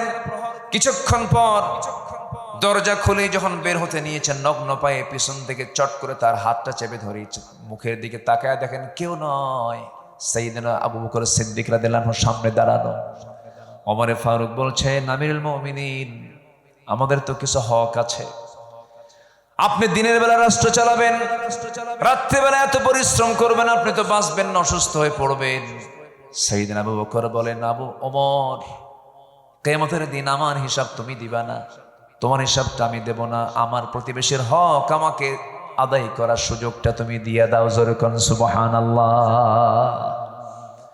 প্রত্যেক রাত্রি তিনি খালি পায়ে বের হতেন জনগণকে দেখার জন্য। প্রত্যেক রাত্রিতে খালি পায়ে বের হতেন। ওমর ফারুক একদিন তাকে দেখে ফেলেন, তিনি খালি পায়ে নগ্ন পায়ে হাঁটতেছেন। প্রশ্ন করছেন, সাইয়েদনা আবু বকর, খালি পায়ে হাঁটেন কেন? এই যে পাহাড়িয়া পথ, পাথরের পথ, পাথরের ধাক্কা লেগে, পাথরের সঙ্গে আঘাত লেগে পা থেকে রক্ত ফেটে, চামড়া ফেটে রক্ত বের হয়ে যাবে, আপনি তো অসুস্থ হয়ে পড়বেন। সাইয়েদনা আবু বকর বলেন, ওমর ভাই ওমর, আমি যদি খালি পায়ে গভীর রাত্রিতে না হেঁটে যদি জুতা পায়ে হাঁটি, জুতার শব্দের সাথে, জুতার সাথে পাথরের আঘাত লাগবে, একটা আওয়াজ বের হয়ে যাবে। এই আওয়াজটা যদি আমার রাষ্ট্রের, আমার নাগরিকের কানে চলে যায়, গভীর রাত্রিতে ঘুম নষ্ট হয়ে যাবে। আর যদি আমার পায়ে হাঁটার শব্দে যদি আমার প্রতিবেশী, আমার রাষ্ট্রের নাগরিকের যদি ঘুম নষ্ট হয়ে যায়, কিয়ামতের দিন এর জন্য আসামির কাঠগড়ায় দাঁড়িয়ে তার জবাব দিতে হবে। এই জন্য আমি নগ্ন পায়ে, খালি পায়ে জনগণকে দেখার জন্য নিশীতে রাত্রিতে হাঁটতেছি। জোরে কোন সুবহানাল্লাহ। নেতা আসিবেন রাজশাহীতে, ঢাকা হইতে, কি হইতে, ঢাকা হইতে আসিবেন বা ইয়ারে আসিবেন, এয়ারপোর্টের লাইন সম্পূর্ণ ক্লোজ। ভিভিআইপি আসিবেন, ঠিক আছে কিনা? সাহেব বাজারের রাস্তা 3 ঘন্টার জন্য বন্ধ। এয়ারপোর্টের লাইন পাবা থেকে আমচত্বর পর্যন্ত 3 ঘন্টা কোনো যানবাহন চলিবে না। ভিভিআইপি আসিতেছে, আছে নাকি? এগুলো ভিআইপি নিল সোর, সোর, ঠিক কিনা?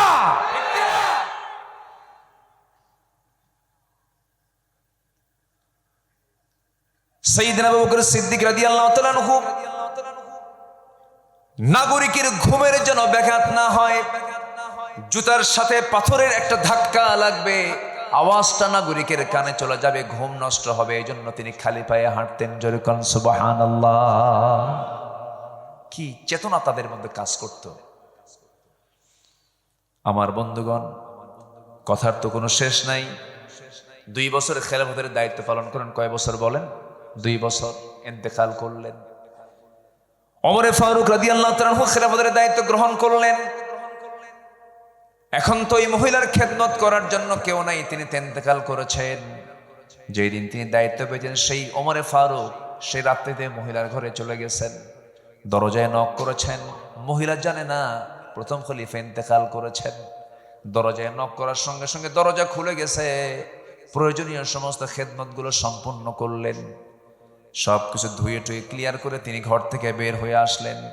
বুড়ি মহিলা খেজুর খেতে বসেছেন, পরিষ্কার করে দিয়ে তার সামনে খেজুরগুলো রেখে আসছেন। ওমর ফারুক রাদিয়াল্লাহু তাআলা আনহু সেই খেজুর থেকে একটা খেজুর মুখের মধ্যে নিয়ে তিনি খেতে নিয়েছেন। হঠাৎ করে কামড় দিয়েছেন, দাঁতের নিচে খেজুরের বীজটা আটকে গেছে।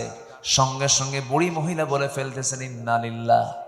ইন্না লিল্লাহ বলার কারণ হলো উনি মনে মনে সিদ্ধান্ত নিয়েছেন, বুঝতে নিশ্চিত হয়েছেন নিঃসন্দেহে আমার আগের খাদেম আবু বকর নাই, সে দুনিয়া থেকে বিদায় নিয়েছে। কারণ আমার আবু বকর যদি আজকে খেদমত করতে আসতো, আমার আবু বকর খেজুর শুধু ধুয়ে দিত না, খেজুরের বিচিটা শুদ্ধ খেজুর থেকে বের করে আমার জন্য খাওয়ার সুবিধা করে দিত। জোরে কান সুবহানাল্লাহ। আমার বন্ধুগণ, এই জন্য শাসক দরকার। কি ইমানহীন না ইমানদার, বেনামাজি না নামাজি, খেয়ানতকারী না আমানতদার, মিথ্যাবাদী না সত্যবাদী, ওয়াদা রক্ষাকারী না ওয়াদা ভঙ্গকারী? মনে থাকবে কথাগুলো, মনে থাকবে সবার? কি মনে থাকবে? আমরা তো মানুষও ভালো না, আমার এই দেশের মানুষ তো আমার ভালো না। ভালো মানুষ আপনার কাছে আসলে তখন আপনি ঠেলে দিয়ে বলেন, আপনি এখানে আসছেন কেন? এখানে কি ভালো মানুষের ভাত আছে? আমরা এই দেশের মানুষও ভালো না, তো আমাদেরও সমস্যা আছে, আছে না নাই বলেন? ফাইল নড়ে না, ঘুষ দেয় কে? কে দেয়? জনগণ। জনগণ দেয় না? জনগণ দেয়। স্যার ফাইলটা তাড়াতাড়ি পার করে দেন। আপনার ফাইল তো 99 নম্বরে, কি 99 নম্বরে থাকুক, ওটাকে 1 নম্বরে আনতে হবে। কত দিতে হবে স্যার বলেন? আছে না নাই? আচ্ছা, ঘুষ খাওয়া তো দোষ, তবে ঘুষ দেওয়ার মধ্যে কোনো দোষ নাই।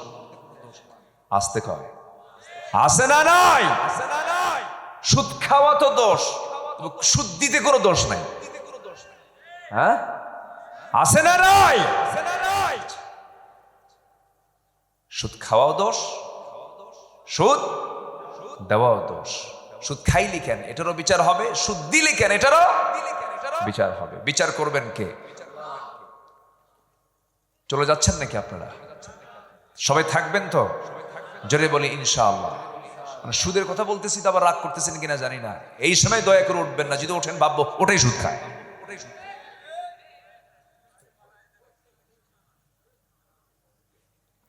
সুদ, সুদের মহামারী চলছে, সুদের মহামারী। এত সুদ আজকে আর সমাজে, আল্লাহ। তবে পবাতে মনে হয় সুদ নাই। পবাতে সুদ আছে? সুদের সম্পদ, সুদ দিয়ে গড়ানো সম্পদের মেয়াদ থাকে না, ওটা যে কোনো মুহূর্তে শেষ হয়ে যায়। এটা মাথায় রাখবেন। আল্লাহর কাছে এই জন্য বলতে হয়, আল্লাহ আমাকে বরকতময় রিজিক দাও। কি রিজিক বলেন? বলেন জোরে বলেন, কি কি রিজিক? বরকতময়, বরকতে ভরা রিজিক তুমি আমারে দাও।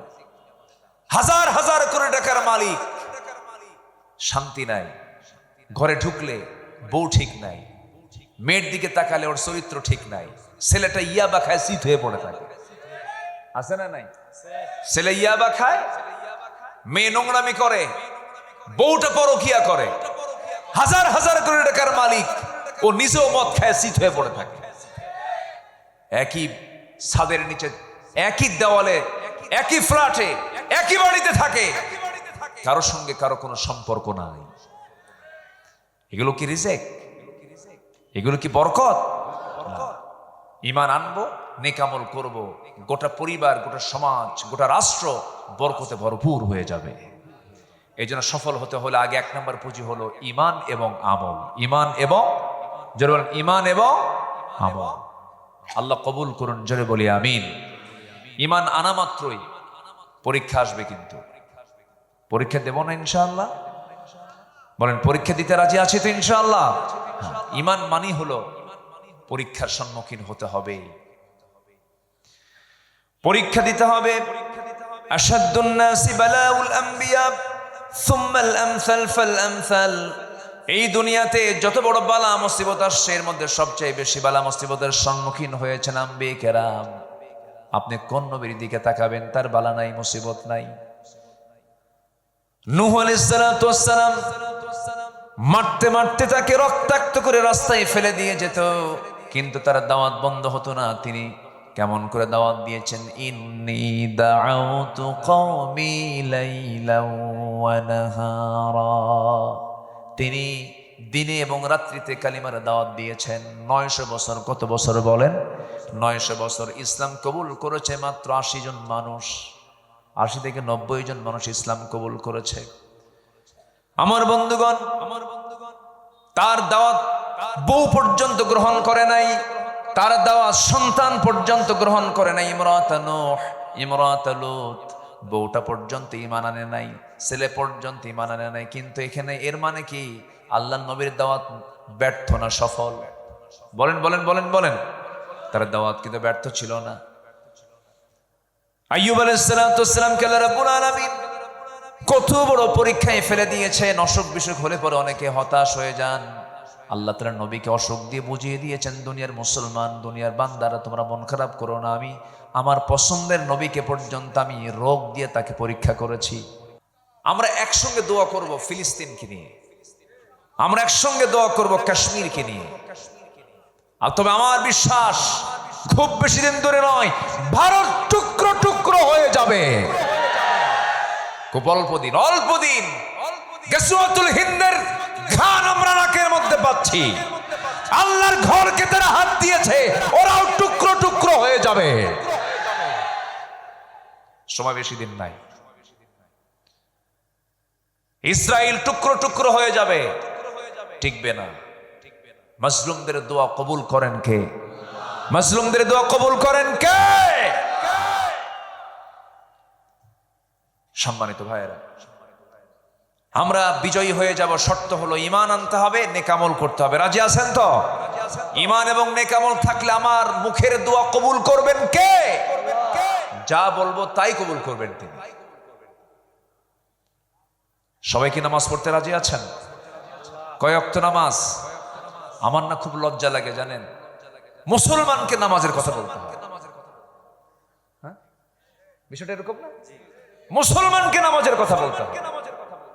মুসলমানকে কেন বলতে হবে নামাজের কথা? এর কারণ হচ্ছে সবচাইতে বড় ব্যর্থতা হলো রাষ্ট্রের ব্যর্থতা, রাষ্ট্রের ব্যর্থতা, রাষ্ট্রের ব্যর্থতা। এত আইন পাশ হলো, নামাজের আইন কেউ পাশ করলো না। কি আইন পাশ করলো? আইন পাশ করলো হলো বেশ্যাবৃত্তির আইন পাশ করছে। করে নাই? করে নাই? সেই পতিতারা পতিতাবৃত্তি করবে, তাদেরকে শ্রমিকের মর্যাদা দিতে হবে। নারী সংস্কারের কিছু নীতিমালা, এই প্রেক্ষাপটে পাশ করার ষড়যন্ত্র করা মানে কিছু নাস্তিক, ঘাপটি মারা কিছু নাস্তিক বিভিন্ন মন্ত্রণালয়ে বসে আছে, ঠিক কিনা? এগুলো আমরা হতে দেব না। মেয়েদের সম্মান মর্যাদা প্রতিষ্ঠিত হবে পর্দার বাইরে না পর্দার ভিতরে? পর্দার বাইরে না পর্দার ভিতরে? আমার মাদের সোশ্যাল সিকিউরিটি, সার্বিক সিকিউরিটি একমাত্র পর্দাই দিতে পারে। পর্দার মধ্য দিয়ে তাদের সিকিউরিটি আসতে পারে। মেয়েরা ঢাকবে, মেয়েরা শালীনপূর্ণ পোশাক পরবে। হুকুমটা কার? আসতে বলবেন না, হুকুমটা কার?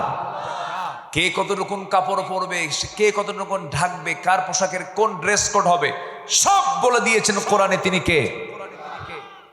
আল্লাহ। প্রগতিবাদীরা, প্রগতি ওদের না, ওরা নাম দিছে প্রগতিবাদী। প্রগতি না দুর্গতি।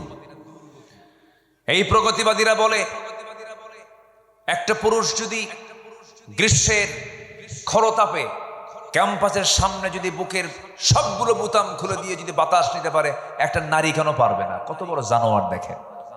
আছে না নাই? আছে। এগুলো দুষ্টামি, এগুলো শয়তানি। আল্লাহ তাআলা মাদেরকে বাহ্যিক যে স্ট্রাকচার দিয়েছেন, শারীরিক যে স্ট্রাকচার দিয়েছেন, মেয়েদেরকে আল্লাহ পাক ঢাকতে বলেছেন। আইয়ুদনিনা আলাইহিন্না মিন জালাবিবিহিন্না, তারা তাদের দেহের উপরে প্রশস্ত কাপড়টা ঝুলিয়ে দেবে। এটা কার বিধান বলেন তো? আসতে বলেন কার বিধান? গত কয়েকদিন আগে বাউফল, পটুয়াখালীর বাউফলে কোন এক কর্মকর্তা একজন এসএসসি পরীক্ষার্থী হলে বোরকা পরে ঢুকবে বলে তাকে বলা হয়েছে মুখের নেকাব না খুললে ঢুকতে দেওয়া হবে না। এদের ধরে জুতা বেটা করা দরকার। এখনো এগুলো ষড়যন্ত্রগুলো চলছে। সম্মানিত ভাইয়েরা, সম্মানিত বন্ধুগণ, আমরা ঈমান এনেছি, নেক আমলও করব। জোরে বলি ইনশাআল্লাহ। বেনামাজি থাকবো না, নামাজি হব। জোরে বলি ইনশাআল্লাহ। বউ বেনামাজি, তাকে নামাজি বানাবো, বলবা নামাজ তোমাকে পড়তেই হবে। পৃথিবীর যত ভুল একজন মহিলা করুক, ইসলাম কখনো তালাককে পছন্দ করে না। ইসলাম তালাককে অপছন্দ করেছে। তালাক দিও না, বৈঠকে বসো, সমাধান করো, অসুলহু খাইর, অনেক কথা বলে আল্লাহ তাআলা বারবার বলছেন তোমাদের সম্পর্ক তোমরা অটুট রাখো। কিন্তু যদি কোন নারী যদি আল্লাহর হক নষ্ট করতে চায়, আপনার স্ত্রী যদি নামাজ না পড়তে চায়, নামাজের যদি বিরোধিতা করে, তাহলে সে কি আপনার কখনো বন্ধু থাকতে পারে? বন্ধু থাকতে পারে? কিন্তু নামাজের কারণে সম্পর্কের অবনতি এটা খুবই কম। দিন মানার কারণে, দিন না মানার কারণে সম্পর্ক অবনতি হয়েছে এটা খুবই কম। যত তালাক হচ্ছে আমার দেশে, এই তালাকের প্রবণতা মূর্খদের মধ্যে বেশি না শিক্ষিতের মধ্যে বেশি? ভালো তো বললেন আপনারা, বলেন বলেন, মূর্খের মধ্যে না শিক্ষিতের ভিতরে? নামাজ নিয়া, রোজা নিয়া, ইবাদত নিয়া, পর্দা নিয়া না, বরঞ্চ পর্দায় থাকি কেন, চাকরি করব না কেন, কি ঠিক কিনা বলেন? আমার যোগ্যতা আছে, আমি কেন বের হব না? সমান অধিকার। কি অধিকার বলেন? সমান অধিকার। নারী এবং পুরুষকে ইসলাম কখনো সমান অধিকার দিতে পারবে না, বরঞ্চ নারীকে আল্লাহ তাআলা পুরুষের চাইতে বেশি অধিকার দিয়ে দিয়েছে। আপনি সমান অধিকার চান কেন? সম্পত্তি বেশি পায় কে, পুরুষ না মহিলা? ভালো করে বলবেন। বাপ মরে গেছে, সন্তান রেখে গেছে, ছেলে 2 বিঘা, মেয়ে কয় বিঘা পাবে? কে বেশি পাইল না কম পাইল? বাপেরটা কম পাইছে, কিন্তু আয় 10 টাকা, ব্যয় 0। আয় 10 টাকা, ব্যয় 0। আর পুরুষের আয় 10 টাকা, খরচ 15 টাকা। খরচ কি? তাহলে সম্পদ বেশি থাকলো কার? বলেন, কার বেশি থাকলো? কার বেশি থাকলো? যার সম্পদের কোনো ক্ষয় নাই তার নাম হলো নারী। ইসলাম এত মূল্য দিয়েছে, হাজার হাজার কোটি টাকার মালিক হবে আপনার বউ, 1 টাকাও যদি খরচ না করে আপনার সংসারে, কোনো গুনাহ হবে না। কি ঠিক কিনা বলেন? কিন্তু দায়িত্ব হলো স্বামীর, তাকে খরচ করতে হবে, ফরজ মনে করে খরচ করতে হবে। হ্যাঁ, যদি আপনার স্ত্রী যদি খরচ করেন, এটা হেসান, ভালো, উত্তম কাজ, কিন্তু খরচ না করলে এতে কোনো যায় আসে না। তাহলে ইসলাম কি নারীকে ঠকাইছে মনে হয় নাকি? বোঝে না মায়েরা, উল্টাপাল্টা এমনি একটা কথা বলে যে আমাদের এমনি বস্তাবন্দি করে রাখছে, ঘরের মধ্যে রাখছে, রান্না বান্না করার জন্য রাখছে। ভুল কথা এগুলো। সন্তান কার পেটে থাকে? তো আপনার সন্তান একটা পুরুষের পেটে ঢুকায় দেন, মা দেন, ঢুকায়া ঢুকবে? পুরুষ কি সন্তান ধারণ করে না? তো যার সাথে, যার পেটের সাথে, যার দেহের সাথে সন্তানের সম্পর্ক জুড়ে আছে, ডিপার্টমেন্ট সম্পূর্ণ ভিন্ন, তাদের কর্ম ভিন্ন, তাদের ক্ষেত্র ভিন্ন, ঠিক কিনা? বোঝে না, বোঝে না। আল্লাহ পাক নারীকে কি দাম দিয়েছেন জানেন? প্রশ্ন করবেন হাদিসে, হাদিস বলে দাও জান্নাত কোথায়? হাদিস বলে দিচ্ছে জান্নাত মায়ের পায়ের নিচে। যেরকম সুবহানাল্লাহ। এরপরেও কই ইসলাম ঠকাইছে। ইসলাম কি ঠকাইছে? এগুলো ভুল কথা, এগুলো বোঝে না, জানে না, এই জন্য এই সমস্ত কথাগুলো বলা হয়। জানেন, এই পৃথিবীতে একজন নারী দুনিয়াতে বসে জান্নাতের খাবার খেয়েছেন। বলেন কোন মহিলা? মারিয়াম। যেরকম সুবহানাল্লাহ, যেরকম সুবহানাল্লাহ। চিন্তা করা যায়, জান্নাতের খাবার দুনিয়াতে বসে খাইয়েছেন আল্লাহ পাক একটা নারীকে। জান্নাতের খাবার খাইয়ে দিলেন কেন? জাকারিয়া আলাইহিস সালাতু ওয়াস সালাম তার খেদমতের দায়িত্বে ছিলেন। এই বাইতুল মুকাদ্দাসের পাশে একটা ঘর ছিল, সেই ঘরে তাকে রাখা হলো। তিনি যখন খাবার দিয়ে আসতেন, তালা খুলতেন, খাবার দিয়ে আসতেন, তালা মেরে আবার চলে আসতেন। হঠাৎ করে 3টা দিন তার স্মৃতি থেকে মুছে গেছে, মারিয়ামকে খাবার দিয়ে আসতে হবে। 3 দিন একটানা যান নাই। হঠাৎ করে তার মনে হলো জাকারিয়া আলাইহিস সালাতু ওয়াস সালাম 3 দিনের মাথায় গিয়ে দরজা খুলে দেখেন মারিয়াম সুন্দর করে বসে আছেন, সামনে কোনো সমস্যা নাই, কিন্তু তার সামনে অসময়কালীন ফলমূলগুলো। আম হয় কোন মৌসুমে বলেন? এই গ্রীষ্মকালে, ঠিক আছে না? গ্রীষ্মকালে আমের মৌসুম, কিন্তু শীতকালে আপনার নর্মাল এখন হয়তো 12 মাসই আম থাকে, সেটা ভিন্ন কথা, কিন্তু আমের মৌসুম তো এটাই মৌসুম। এই সময় অসময়কালীন ফলমূলগুলো তার সামনে কে যেন সুন্দর করে সাজিয়ে রেখেছে। বলা হলো, মারিয়াম আন্না লাকি হাদা ইয়া মারিয়াম। কোরআনে এগুলো কথা আছে না, বলেন তো? আন্না লাকি হাদা ইয়া মারিয়াম, মারিয়াম তুমি এই সমস্ত খাবারগুলো কোথায় পেয়েছো? সুন্দর করে মারিয়াম জবাব দিচ্ছেন, ক্বালাত হুয়া মিন ইনদিল্লাহ। ও খালু, জাকারিয়া আলাইহিস সালাতু ওয়াস সালাম, আল্লাহর পক্ষ থেকে আল্লাহ আমার জন্য স্পেশালি জান্নাতের খাবার পাঠায়া দিয়েছেন। ভরসা কার উপর ছিল? আপনিও ভরসা করেন মা, আল্লাহ আপনার রিজিক দিয়ে দিবেন। বলে যে পুরুষ চাকরি করবে, আমিও চাকরি করব। হ্যাঁ, চাকরি করেন, পুরুষের সাথে না, মেয়েদের মহলে চাকরি করেন। কি ঠিক কিনা বলেন? চাকরি করেন, পর্দা ছাড়া না, পর্দা সহ, পর্দা সহ চাকরি করেন, পর্দায় থেকে চাকরি করেন, কোনো সমস্যা নাই, কোনো প্রবলেম নেই। কিন্তু পর্দা নাই যেখানে চাকরি করা যাবে না সেখানে, এটা হচ্ছে সবচেয়ে বড় বিষয়। ইসলাম আপনাকে এত সংকীর্ণ করে রাখে না, অবশ্যই আপনার দায়িত্ব আছে। আপনি একজন পর্দাশীলা মহিলা, আপনার অপারেশন লাগবে, পেট অপারেশন করতে হবে। কি পুরুষ ডাক্তার ভালো হয় না মহিলা ডাক্তার ভালো হয়?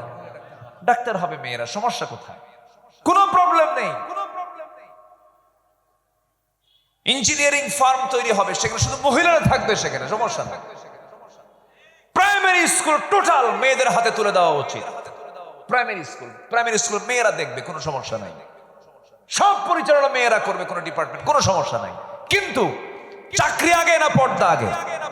আমার দেশে কোনটা আগে বলেন? আমার দেশে কোনটা আগে? চাকরি আগে, পর্দা দরকার নাই। আরো খোলো, আরো খোলো, যত খোলে তত সাহসী, তত কি সাহসী। কম কথা, সাহসী মহিলা, সাহসী নারী, সাহসী অভিনেত্রী সব ভুলে ফেলে, যেরকম নাউজুবিল্লাহ। মেয়েরা খুললে মর্যাদা পাবে না ঢাকলে মর্যাদা পাবে? ঢাকলে মর্যাদা পাবে। যত দামি দামি সম্পদগুলো সব আল্লাহ পাক, যত দামি দামি জিনিস মুক্তা কার পেটে থাকে? বলেন বলেন বলেন বলেন। ঝিনুকের পেটে। ঝিনুক থাকে কোথায়? সাগরের তলে থাকে। মুক্তা ঝিনুকের পেটে, ঝিনুক থাকে সাগরের তলে। আল্লাহ পাক পর্দার মধ্যে রেখে দিয়েছেন। দামি দামি ফলমূলগুলো আল্লাহ পাক পর্দার মধ্যে রেখে দিয়েছেন। চাঁপাইনবাবগঞ্জ, রাজশাহীর ওই যে মোড়ের আম চত্বর, ওটা কি আম? ওটা কিসের বলেন না? ওটা মরা আম, বুঝতেই পারতেছে ওটা কি? ফজলি আমের। আচ্ছা, যাই হোক, আমি একটা আম পছন্দ করি, নাম হলো ন্যাংরা। কি আম? ন্যাংরা। আজ থেকে আরো 21 বছর আগে চাঁপাইনবাবগঞ্জের একদম কনসার্ট এরিয়াতে, শাহবাজপুর এলাকা মনে হয় এটা হতে পারে, সোনা মসজিদের আশপাশে হবে কোথাও। তো ওই বেচারের প্রায় 150 বিঘার মতো তার আম বাগান। তো বললাম, চাচা আপনার বাগানে কি কি জাতের আম আছে? উনি 120-25 আমের নাম করল। রাজভোগ, রানীভোগ, গোপাল ভোগ, এরকম বহু নাম টাম বলল। এখন তারও নাম আরো কিছু আসছে আম। রংপুরের মিঠাপুকুরের দিকে এক আম হয় হাড়ি ভাঙ্গা, সামনে আর একটা নাম দেবে মাজা ভাঙ্গা। আচ্ছা, যাই হোক, তো বললাম যে চাচা আমার তো একটা আম পছন্দ খুব, কিন্তু আমের নামটা ভালো হয় নাই কেন? কি নাম? ন্যাংরা। তো আমি বললাম, আচ্ছা ন্যাংরার নামটা আসলো কেমন, এটার তফসিরটা বলেন। তো বলতেছে, মনে হয় ন্যাংরা কোনো লোক এই গাছটা লাগাইছিল, বুঝলেন? তো এই আম আল্লাহ পাক কি পর্দায় রেখেছেন না পর্দা ছাড়া রেখেছেন? যদি কোনো আম বিক্রেতা, রাজশাহীর কোন আম বিক্রেতা সাহেব বাজার সেই মার্কেটের সামনে, নিউ মার্কেটের সামনে যদি আম বিক্রি করতে নিয়ে বসে, ভাবে যে আম যখন বেচতেই বসেছি জনগণ কষ্ট না পাক, একটা কাজ আগায় দেই, আম সিলে বিক্রি করব। পাবলিক আসবে না মাছি আসবে। সেটা কোন মাছি দেখছেন কি কয়? যে মাছি জায়গায় অজায়গায় পড়ে ওই মাছি আসবে, মৌমাছি আসবে না।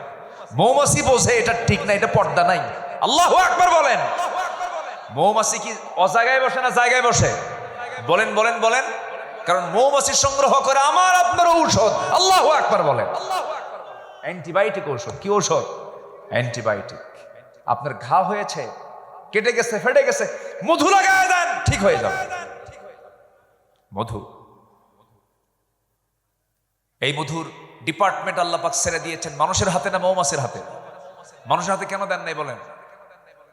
সো মৌমাছি মধু বানায়, 450 মৌমাছি 20 লক্ষ ফুলে যাতায়াত করে, 13 লক্ষ মাইল পরিভ্রমণ করে 1 পাউন্ড মধু সে তৈরি করে, তার পেটের মধ্যে নিয়ে সুন্দর করে মৌচাকে রেডি করে। আর সেই মধুর ভিতরে মানুষ মিষ্টির শিরা ঢুকায় কয় আরো মিষ্টি বানায়া দিলাম, খা। কত বড় হারামি মানুষ! কি কথা কি বুঝতেছেন? এই জন্য আল্লাহ বলতেছে যে মধু আমি তোদের দিলাম না, যা মৌমাছিকে দিলাম ওর ডিপার্টমেন্ট। ওয়াত আনিত্তাখিদি মিনাল জিবালি বুয়ুতা ওয়া আওহা রাব্বুকা ইলান নাহলি আনিত্তাখিদি মিনাল জিবালি বুয়ুতা। কি বলে, গাছের ডালে বাসা বাঁধো, তারপরে কি বাসার প্রাসাদের নিচ দিয়ে বাসা বাঁধো। মৌমাছির যে মৌচাক, কিয়ামত পর্যন্ত কোন আর্কিটেক্ট ইঞ্জিনিয়ার একটা মৌচাক বানাতে পারবেন। আল্লাহু আকবার বলে। সব ডিপার্টমেন্ট দিয়েছেন মৌমাছির হাতে ছেড়ে দিয়েছেন। ফার্মাসিউটিক্যাল ফ্যাক্টরি দিয়ে দিয়েছেন, জাহতু ফিহি শিফাউল লিন্নাস।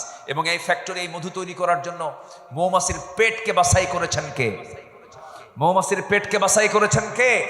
ইয়াখরুজু মিন বুতুনিহা শারাবুন মুখতালিফুন আলওয়ানুহা। কি হয়? ইয়াখরুজু, বের হয়, মিন বুতুনিহা, তার পেট থেকে, শারাবুন, কি শারাব, পানীয়, ড্রিঙ্কস, আলওয়ানুহা মুখতালিফুন, আলম, বিভিন্ন রং বেরঙের। মধুর রং কি একরকম হয়? ভিন্ন রং বেরঙের।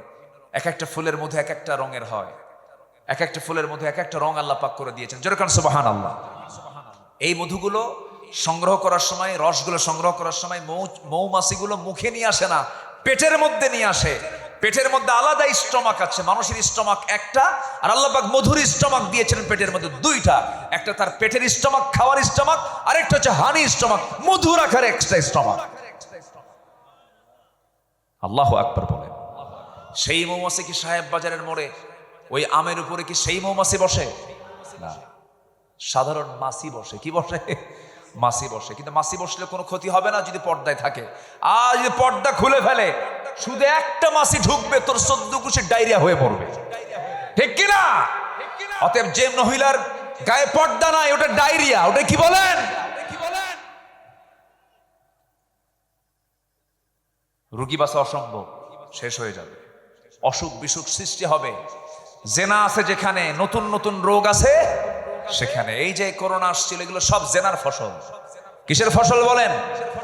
গনোরিয়া, সিফিলিস, এইচআইভি, এরপরে যত বড় বড় জটিল রোগগুলো আছে, সমস্ত রোগের মূল কারণ হলো অবাধ যৌনাচার, অবাধ যৌনাচার, পর্দাহীনতা। এই জন্য মা বোনদের পর্দায় থাকার দরকার আছে না নাই? আসতে বলবেন না, আছে না নাই? পর্দা আগে পুরুষের দরকার না মহিলার দরকার?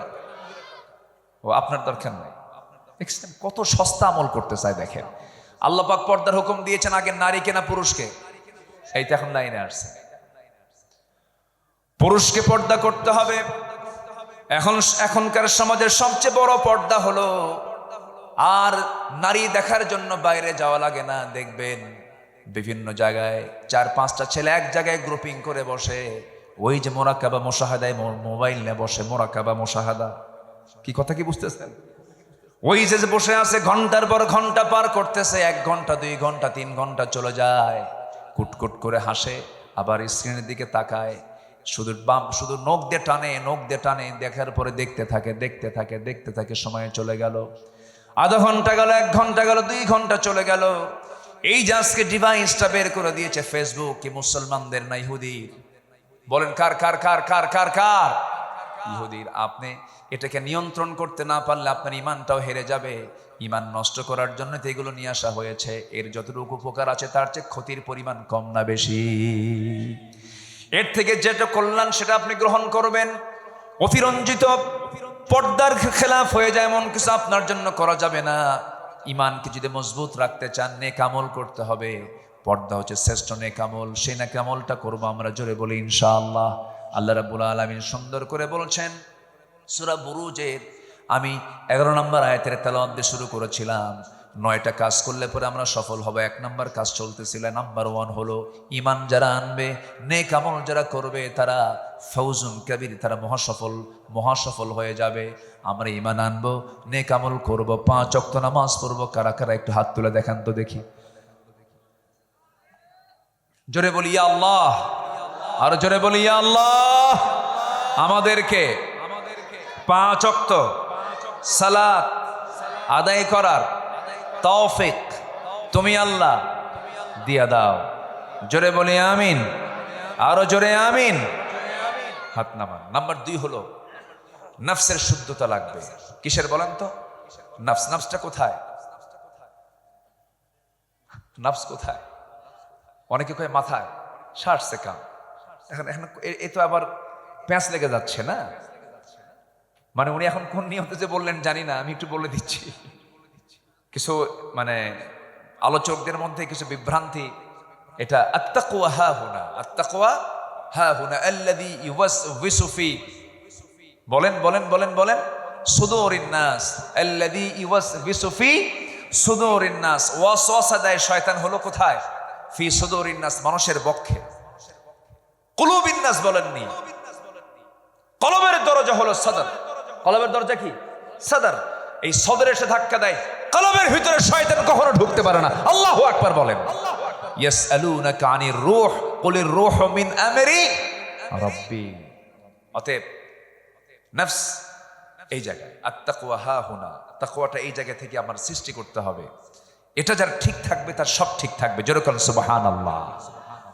আল্লাহ রাব্বুল আলামিন বলেন, সফল হতে চাও, নাম্বার 2 হলো 1 নাম্বার ঈমান আনবে, নেক আমল করবে। নাম্বার 2 হলো পরিশুদ্ধিতা নিয়ে আসবে, তাজকিয়াতুন নফস নিয়ে আসতে হবে, নফসের শুদ্ধতা নিয়ে আসতে হবে। ক্বাদ আফলাহা মান তাযাক্কা ওয়া যাকারা ইসমা রাব্বিহি ফাসাল্লা বাল তু'থিরুনাল হায়াতাদ দুনিয়া ওয়াল আখিরাতু খায়রুন ওয়া আবকা إن هذا لفي الصحف الأولى صحف إبراهيم وموسى জোরে বলুন আল্লাহু আকবার।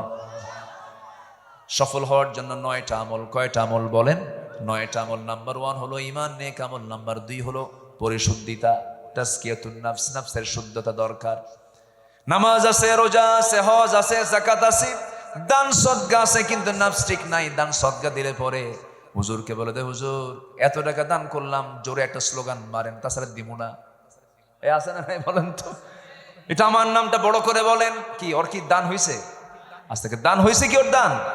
এই জন্য নফসের শুদ্ধতা দরকার।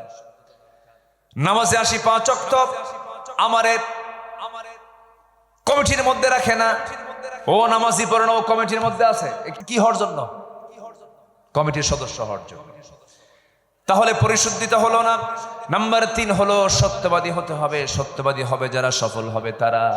আল্লাহ রাব্বুল আলামিন সত্যবাদীদের ব্যাপারে বলছেন, যারা সত্যবাদী হবে, যালিকাল ফাওজুল আযীম, তারাই হবে মহাসাফল্য, সাফল্যবান। নাম্বার 4 হলো তাকওয়া অর্জন করবে যারা, তারা সফল হবে। ওয়া মাইয়ুতিইল্লাহা ওয়া রাসূলাহু ওয়া ইয়াখশাল্লাহ ওয়া ইয়াত্তাকিহি ফাউলাইকা হুমুল ফাইজুন। জোরে বলুন আল্লাহু আকবার। নাম্বার 5 হলো ধৈর্যশীল হবে যারা, আল্লাহ রাব্বুল আলামিন তাদেরকে সফল বলেছেন। ইন্নী জাযাইতুহুমুল ইয়াওমা বিমা সাবারু আন্নাহুম হুমুল ফাইজুন। জোরে বলুন আল্লাহু আকবার। নাম্বার 6 হলো আল্লাহ এবং তার রাসূলের যারা আনুগত্য করবে তারা মহাসাফল্য, সাফল্যবান হবে। ওয়া মাইয়ুতিইল্লাহা ওয়া রাসূলাহু ফাকাদ ফাযা ফাওজান আযীমা। জোরে বলুন আল্লাহু আকবার। সৎ কাজের আদেশ দেবে যারা, অসৎ কাজের বাধা দিবে যারা, তারাও সফল হবে, তারাও মহাসাফল্য, সাফল্যবান হবে। আল্লাহ রাব্বুল আলামিন সূরা ইমরান 104 নম্বর আয়াতে বলছেন, ওয়াল তাকুম মিনকুম উম্মাতুন ইয়াদউনা ইলাল খায়রি ওয়া ইয়া'মুরুনা বিল মা'রুফি ওয়া ইয়ানহাউনা আনিল মুনকার ওয়া উলাইকা হুমুল মুফলিহুন। জোরে বলুন আল্লাহু আকবার। নাম্বার 8 হলো তওবা করবে যারা সফল হবে তারা। তওবা নাই, সফলতা নাই, তওবা নাই, মাফ নাই, তওবা নাই, আল্লাহর রহমত নাই। তওবা করব কার কাছে? সব সময় না এক সময়? বলেন, এক সময় না সব সময়? গুনাহ আছে যার, তওবা করতে হবে তার। আমাদের জীবনে কারো গুনাহ নাই? গুনাহ আছে? গীবত হয়, হয় গীবত হয়। গীবত কাকে বলে? আমি খুব প্রচন্ড ভয় পাই, ওই তাফসীর যেদিন পড়েছে সেদিন থেকে প্রচন্ড ভয় পাই। অবলীলায় কেমন করে গীবত গুলো করা হয়। যদি কেউ কারো গীবত করে, গীবত হলো ওই পরচর্চা, ওই গুনার কাজ। ধরুন ভাইটা একটা ভুল কাজ করে ফেলেছে, সেই ভাইয়ের কথাটা আমি ভাইকে না বলে আমি অন্য কাউকে বলে বেড়ালাম, সত্য ঘটনাই, কিন্তু এটা তার বলে বেড়ানোটা অপছন্দের কাজ। এটা হলো গীবত। এটা কি বলেন? গীবতের কাজ। এই গীবত করে যারা মরে যাবে, যার নামে গীবত করা হয়েছে, সেই দিন কিয়ামতের দিন যে গীবতকারী, যে গীবত করেছে, যার গীবত করেছে, যে গীবত করেছে, তার সমস্ত আমলনামাগুলো বিকাশ হবে। যার গীবত করা হয়েছে তার আমলনামায় কি হবে? বিকাশ। বুঝলেন তো? আমলগুলো ট্রান্সফার হয়ে যাবে। আমল ট্রান্সফার যখন হয়ে যাবে, ওই বান্দা বলবে, আল্লাহ এত রাতের তাহাজ্জুদ গেল কই? এত মার জিকির আজগার গুলো গেল কই? এত আমলগুলো, কোন আমলগুলো গেল কোথায়? সেদিন আল্লাহ বলবেন, বান্দারে সব আমল তো তোর ছিল, কিন্তু যার গীবত করেছিল আমি আল্লাহ, তার আমল নামায় তোর সমস্ত আমলগুলো ট্রান্সফার করে আমি তাকে মাফ করে দিয়েছি। জোরে কোন আল্লাহু আকবার। আরো জোরে কোন আল্লাহু আকবার। তাহলে গীবত যদি করা হয়, এখানে ক্ষতি হয় কার বেশি বলেন? যে গীবত করলো না যার গীবত করা হলো? যে গীবত করলো আর যার গীবত করা হলো, তার লাভ না লস? তার লাভ না লস? অতএব যার গীবত করা হচ্ছে, যখন শুনবে আমার নামে গীবত হয়, সেই সময় সেই ব্যক্তির উচিত মিষ্টি হাতে নিয়ে ওই বাড়িতে যাওয়া, ভাই ভালো করে গীবত কর। তুই ঠিক আছে না? ভালো ভালো করে গীবত কর। তুই আমার আমল, তোর আমল নামা আমার আমল নামা দিয়ে দিচ্ছিস, ভালো করে গীবত কর। গীবতের ধারে বসে যাব না। গীবত মানে হলো যার গীবত করছেন তার উপকার করা। তার কি করা? উপকার করা, আপনার ক্ষতি বয়ে আনা। এই জন্য গীবত করার সময় নাই, মিথ্যা সাক্ষী দেওয়ার সময় নাই, আশেপাশে কাজ করার সময় নাই। যখন সময় আসবে আল্লাহর কাছে বলবো, আল্লাহর কাছে তওবা করব। আল্লাহর কাছে তওবা করার বিভিন্ন পন্থা আছে। সাইয়্যিদুল ইস্তিগফার আছে, সাইয়্যিদুল ইস্তিগফারটা আমরা পড়ব। এরপরে ছোট্ট আস্তাগফির হলো আস্তাগফিরুল্লাহ। বলেন, কি বলেন? বলেন বলেন, আস্তাগফিরুল্লাহ, আস্তাগফিরুল্লাহ, আস্তাগফিরুল্লাহ বারবার বলবো। আমার নবী গোটা দিনে 100 বারেরও বেশি বার তিনি তওবা করেছেন, ইস্তিগফার পড়েছেন। আমার বন্ধুগণ, তওবা করলে আল্লাহ খুশি হয়ে যান। আল্লাহ রাব্বুল আলামিন বলেন, তুবু ইলাল্লাহি জামিআন আইয়ুহাল মুমিনুনা লাআল্লাকুম তুফলিহুন। জোরে বলুন আল্লাহু আকবার। সর্বশেষ নাম্বার 9 হলো, তারাই তো সফল যাদের মধ্যে 9টা গুণ থাকবে, যাদের মধ্যে 7টা গুণ থাকবে। সূরা মুমিনুন বাড়িতে দেখে নেবেন, 7টা গুণ আছে যার সফলতা আছে তার। ক্বাদ আফলাহাল মুমিনুন। জোরে বলুন আল্লাহু আকবার। ওই সমস্ত মুমিনরা সফল কাম যারা নামাজটাকে সুন্দর করে আদায় করে, আজে বাজে কথা মুখ থেকে বের করে না, বেহুদা কোনো কথা বের করে না। আনিল লাগবি মুরিদুন ওয়াল্লাযীনা হুম লিয-যাকাতি ফাঈলুন। যাকাত যারা ঠিকমতো আদায় করে। আমরা যাকাত চাই না সুদ চাই? বলেন, সমাজে আমরা কি চাই? যাকাত চাই না সুদ চাই? সুদ শুধু ধনী হবে এক শ্রেণী, গরিব হবে একটা শ্রেণী। আর যাকাত যদি থাকে, ভারসাম্য চলে আসবে, একটা ব্যালেন্স চলে আসবে, উঁচু নিচু ভাবটা দূর হয়ে যাবে। আমার বন্ধুগণ, নাম্বার 4 হলো যারা লজ্জাস্থান হেফাজত করবে। নাম্বার 5 হলো যারা ওয়াদা ঠিক রাখবে। নাম্বার 6 হলো যারা আমানত ঠিক রাখবে। নাম্বার 7 হলো নামাজ দিয়ে শুরু, নামাজ দিয়ে শেষ। ওয়াল্লাযীনা হুম আলা সালাওয়াতিহিম ইউহাফিযুন উলাইকা হুমুল ওয়ারিসুন আল্লাযীনা ইয়ারিসুনাল ফিরদাউসা হুম ফিহা খালিদুন। এই 7টা কাজ হবে যার, সফলতা আসবে তার, সে হবে জান্নাতের বাসিন্দা। জোরে কোন সুবহানাল্লাহ। আল্লাহ কবুল করুন, আল্লাহ কবুল করুন। জোরে বলি আমিন। রাত হয়েছে অনেক বেশি, আমি বুঝি যে রাত হয়েছে, যতটুকু হয়েছে আমরা বলে ফেলি আলহামদুলিল্লাহ। আমরা নামাজের মতো করে বসি, নামাজের মতো করে বসি। এটা কি চাতাল নাকি ধানের? হ্যাঁ, খুব ভালো তো।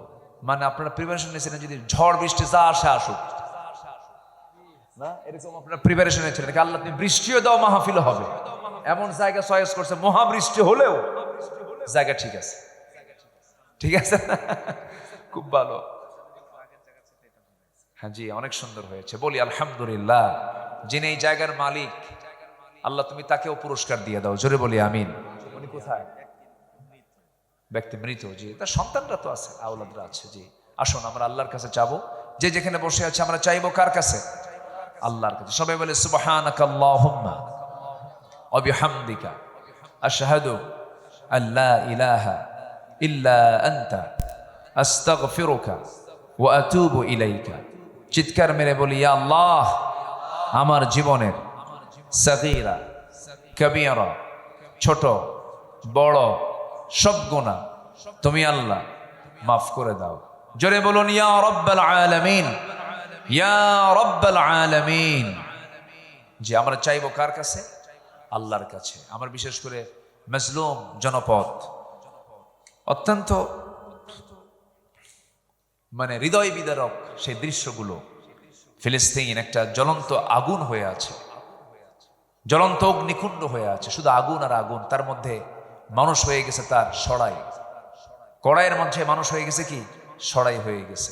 আল্লাহ তুমি মুসলমানদের মানবতার, শুধু মুসলমানদের না, মানবতার দুশ্মন ইসরায়েলের এই দানবতা থেকে, ওদের নির্মম পাশবিক আচরণ থেকে, মানবতাকে তুমি আল্লাহ হেফাজত করো। জোরে বলি আল্লাহুম্মা আমিন। কাশ্মীরকে বাঁচাও, ফিলিস্তিনকে বাঁচাও। আমরা এই মাজলুম ভাইদের জন্য আমরা দোয়া করব।